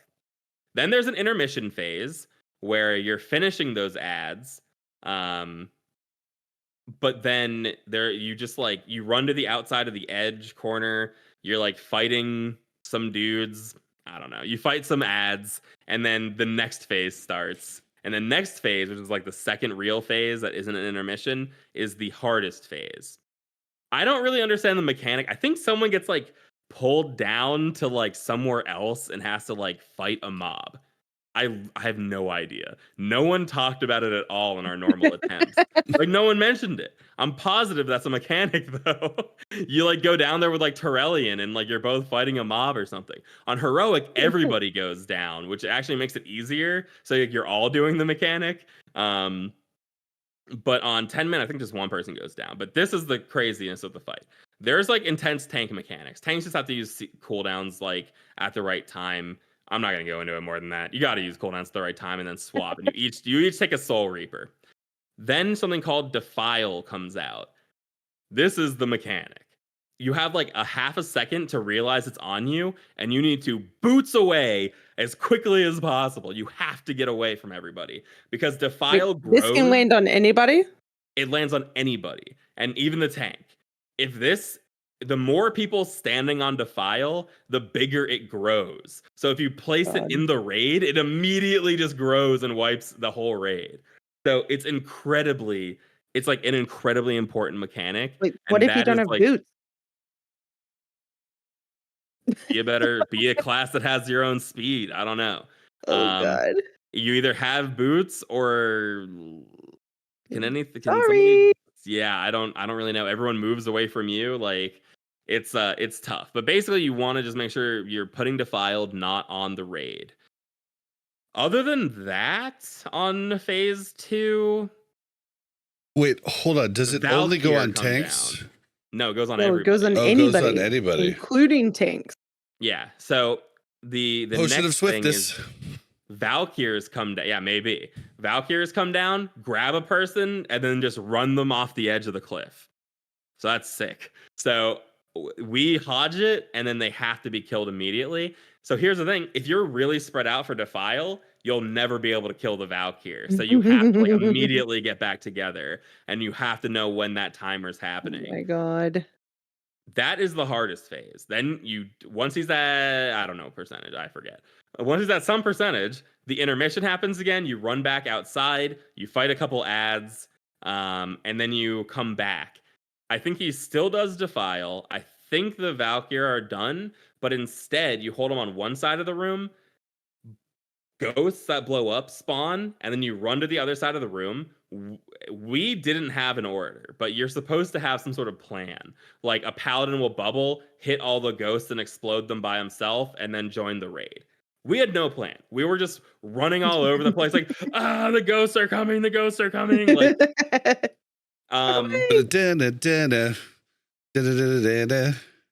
we killed it on our first time going to that phase, though. So, like, that should show you that phase is a little bit easier on normal. Like, you're kind of just running away from the ghost, killing him.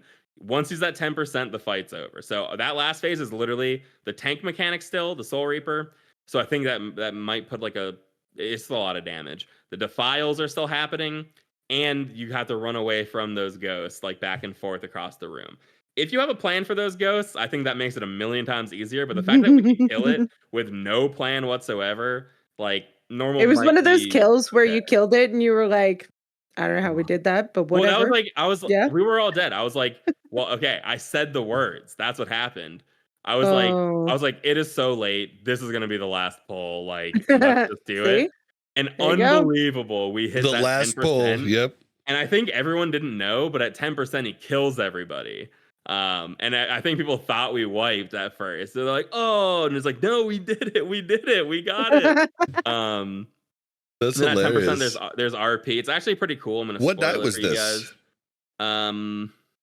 Monday night, we did a no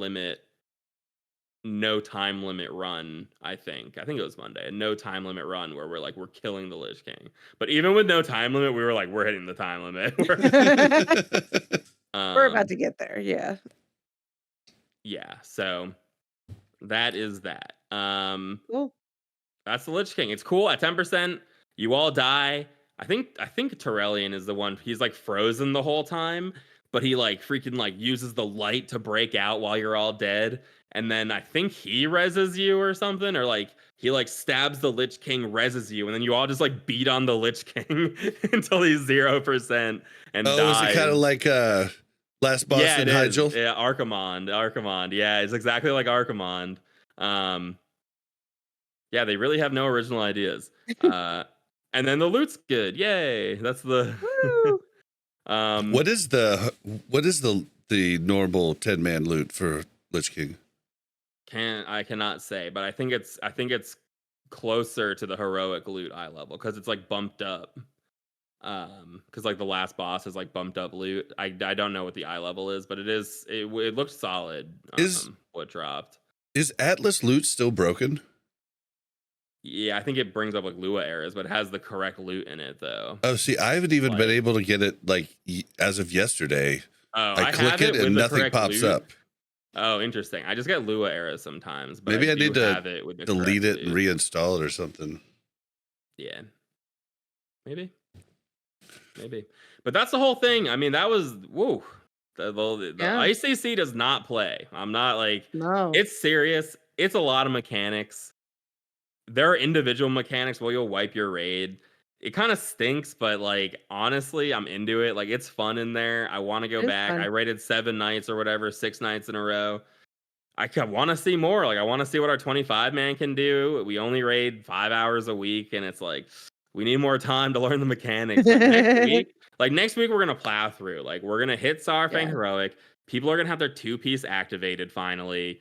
I had mine activated Thursday because I'm an exceptional raider, of course. Okay. I would have mine, but I got fucking hacked, man. This has been the biggest bummer. Fair. All right, fair. Yes. No, I think that's a fair. It's that's completely the only fair one. That's the only fair one, but I should have it on multiple characters. Ugh. You'll get it. And it's like a week delay. You'll realize it doesn't matter in the long run. But the raid as a whole, unlocking like 2-piece bonuses just gets so much stronger. So like we'll plow through Saurfang next week. We'll plow through the normals we did. We're gonna kill Rotface for sure on heroic. It took us 3 tries with like the end of the night. I think we'll be fine there. Festergut we'll probably do some heroic attempts on.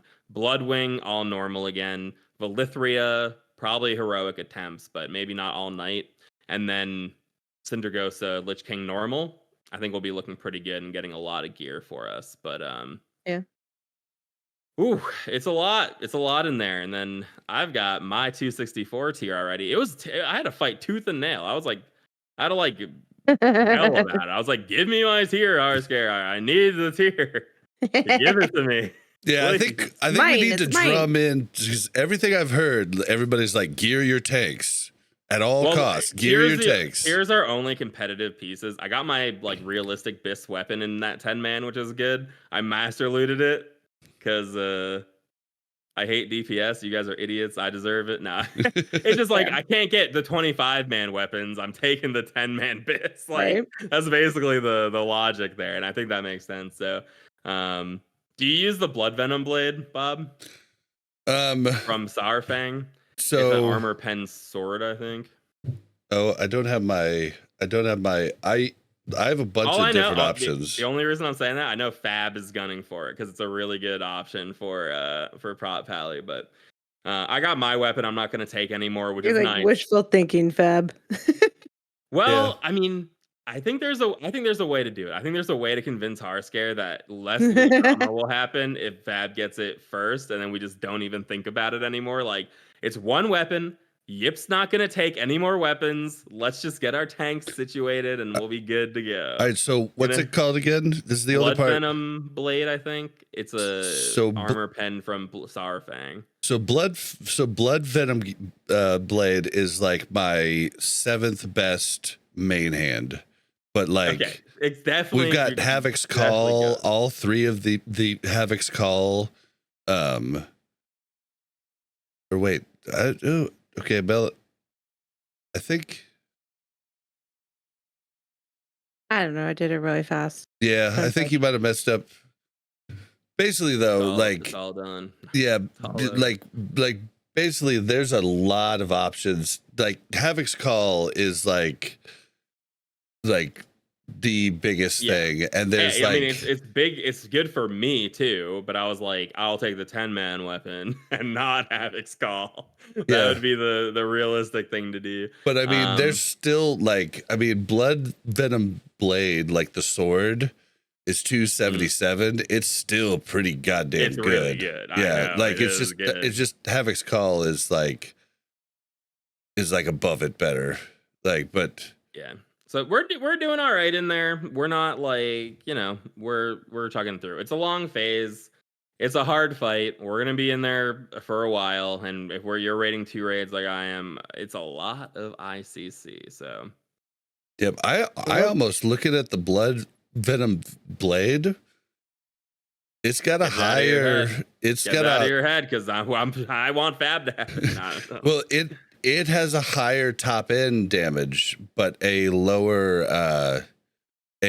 damage per second, because I don't know why.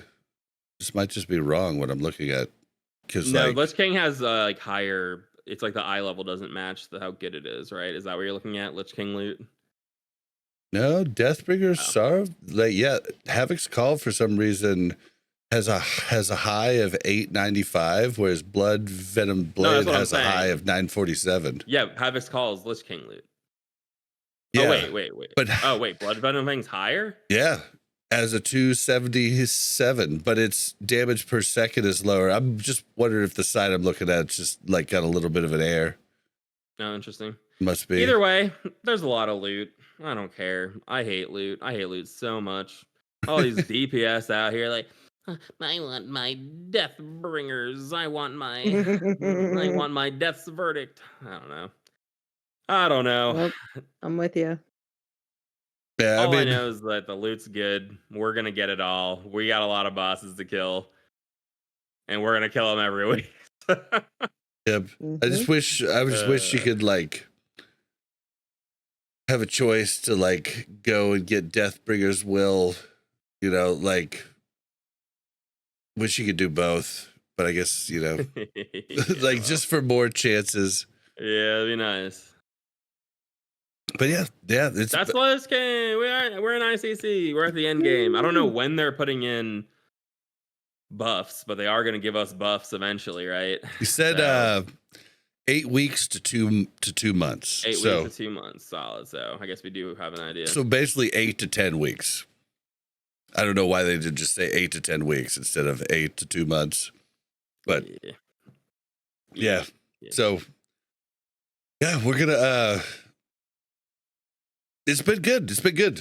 Like I'm just excited to get more experience in, and I'm excited to be back. And it's been a really scary time for me. I'll give you guys more information on it once I have everything back. But until then, I need to like kind of be quiet because there's still things of mine out there that I need to get back control of. So yeah. Hope for me. But yeah, that's we're all hoping for you. That's going to end the episode. Let's just go ahead here. And this was a short one, you know, like we do. That can't be true. That can't possibly be the case. It's been about 3 hours. Holy shit. I might have cut out a couple of those emails had I realized. I should have realized I did get tricked, by the way. Just so everybody knows, I did get tricked. I signed up for a raid segment, and then Bob hits you with, well, let's just do the full episode. I appreciate you doing that because, like, I've been struggling I can't help to but catch talk up. about Random Dungeon Finder. And Hell yeah, it's kind of like I signed up. Right? It's kind of like I signed up to do a bi-weekly. I was right, Bob. You were wrong. 1 hour podcast when I signed up for this, right? Remember, bi-weekly, 1 hour. Mel, that's it. I've got a little. I got a little tip and trick for you. Mm-hmm. You can just quit whenever you want. Is that? Oh man, is it? Yep. Is it though? No, Bob needs you. All right, don't forget to follow us on Twitter at WC Reloaded. You can follow the Mash Those Buttons Network at the Mash Network. If you want to send us an email, it's wcrpodcast@gmail.com. If you'd like to join our Discord, it's discord.me/Warcraft Reloaded or warcraftreloaded.com/Discord. If you want to see all the ways to help us out, Patreon, everything else, go to warcraftreloaded.com. All the links are there. Thank you guys so much. Please tell your guild about the show. Tell, everybody that, you talk to about the show. And that's the way to best help us. Thank you guys so much. And Mel, where can we find you? Find me on the podcast or in game on Mel Arena or here on Warcraft Reloaded. Almost every week. And Yip, where can we find you? Nowhere. Leave me alone. Yip.org. I don't know. /who Yip on benediction. Damn it. You need to stream. Stream what? People would love it. Just your life. Mediocre. I would like hardcore, I would like a cooking stream. I would like a cooking stream. Yep. Please. Okay. Thank you. Air fryer cooking stream. It's really boring, but I do love air fryer recipes. Air fryer recipes, guys. Go get an air fryer. Look up some air fryer recipes. Actually, everything. You can cook everything in the air fryer. It's insane. It's actually insane. A home. Yeah. It's not a gimmick. Anyone out daily. there? Yeah. I'm gonna use my time instead of giving you guys my Twitter to go look up. Please. If you've been thinking that air fryer is like a kitchen gimmick, like the slap chop or something, you're wrong. The air fryer is the new toaster oven. It's a new staple appliance of your kitchen. It's versatile. Anything frozen, incredible in there. If you've ever made anything in the oven that isn't like wet, I guess. Yeah. It goes in the air fryer. It's crispier. It's better. It's cooked through. It's easier. You literally just set it and forget it. It's so good. And even if you're thinking like, oh, this is like the George Foreman. Oh, no, it's not even like George Foreman was great for burgers or maybe chicken. I can think of a few different things like melts, literally anything in the air fryer. And if you get the Ninja air fryer grill, holy shit, your life has changed. 10% off if you use Blazing Bob. I could finally cook pork to where it's not like undercooked or way overcooked. like because it has a thermometer that goes in it, and then the fucking thing just does it for you. It's like, okay, Incredible. now flip, That's now incredible. let rest. It's like dummy proof too, Oh, right? it's so like great. put your food in. Like, okay, I didn't know what that beat meant, but sure, thank you. And then it's like, flip your food. Like, yeah, okay, thank you. I'll make tacos. I take frozen shredded beef from Wild Fork. You can go to wildfork.com. They'll send you frozen food. It's really good. Literally, Use code YIPSHOW. adobo seasoning, straight into the air fryer. Boom, you're ready to make steak tacos whenever you want. Like it's so easy. It's so easy. Good. It's so It's good. so easy. We're gonna make wing fillets night? tomorrow. I have them in the fridge You're ready. gonna make fillets in there. Yep. No, yeah, in the air Oh fryer. my It's God, actually that's really awesome. good. Incredible. I've made chicken thigh in there, and it's good. I think pan fried. I'm probably like it better, but I could just put it in and walk away, and then I've done chicken thighs. Instead of we have done steaks with just the air fryer, but we have the Ninja air fryer grill thing. Yeah, the air fryer grill. So like right. so it is gonna grill it, but that makes more sense. Used to make them with the air fryer, and the only problem is, honestly, the air fryer cooks it perfect. If you just pan sear it for like a couple minutes, like afterwards. It's fine. It gets like crispy. It's good. It gets crispy, but air fryer stuff gets a little dry crispy. Like I'll still do like a spray oil on some stuff to make sure. We use avocado oil. Yeah, avocado oil is the best. Oil's good. And they got liners. I don't know if people know this. If you got an air fryer and you're like, I don't want to clean it, they have liners where you literally just pull it out and you don't have any cleaning of the air fryer to do. Oh, I'm gonna have to look into that. Okay, because that's the worst part about it is the cleaning.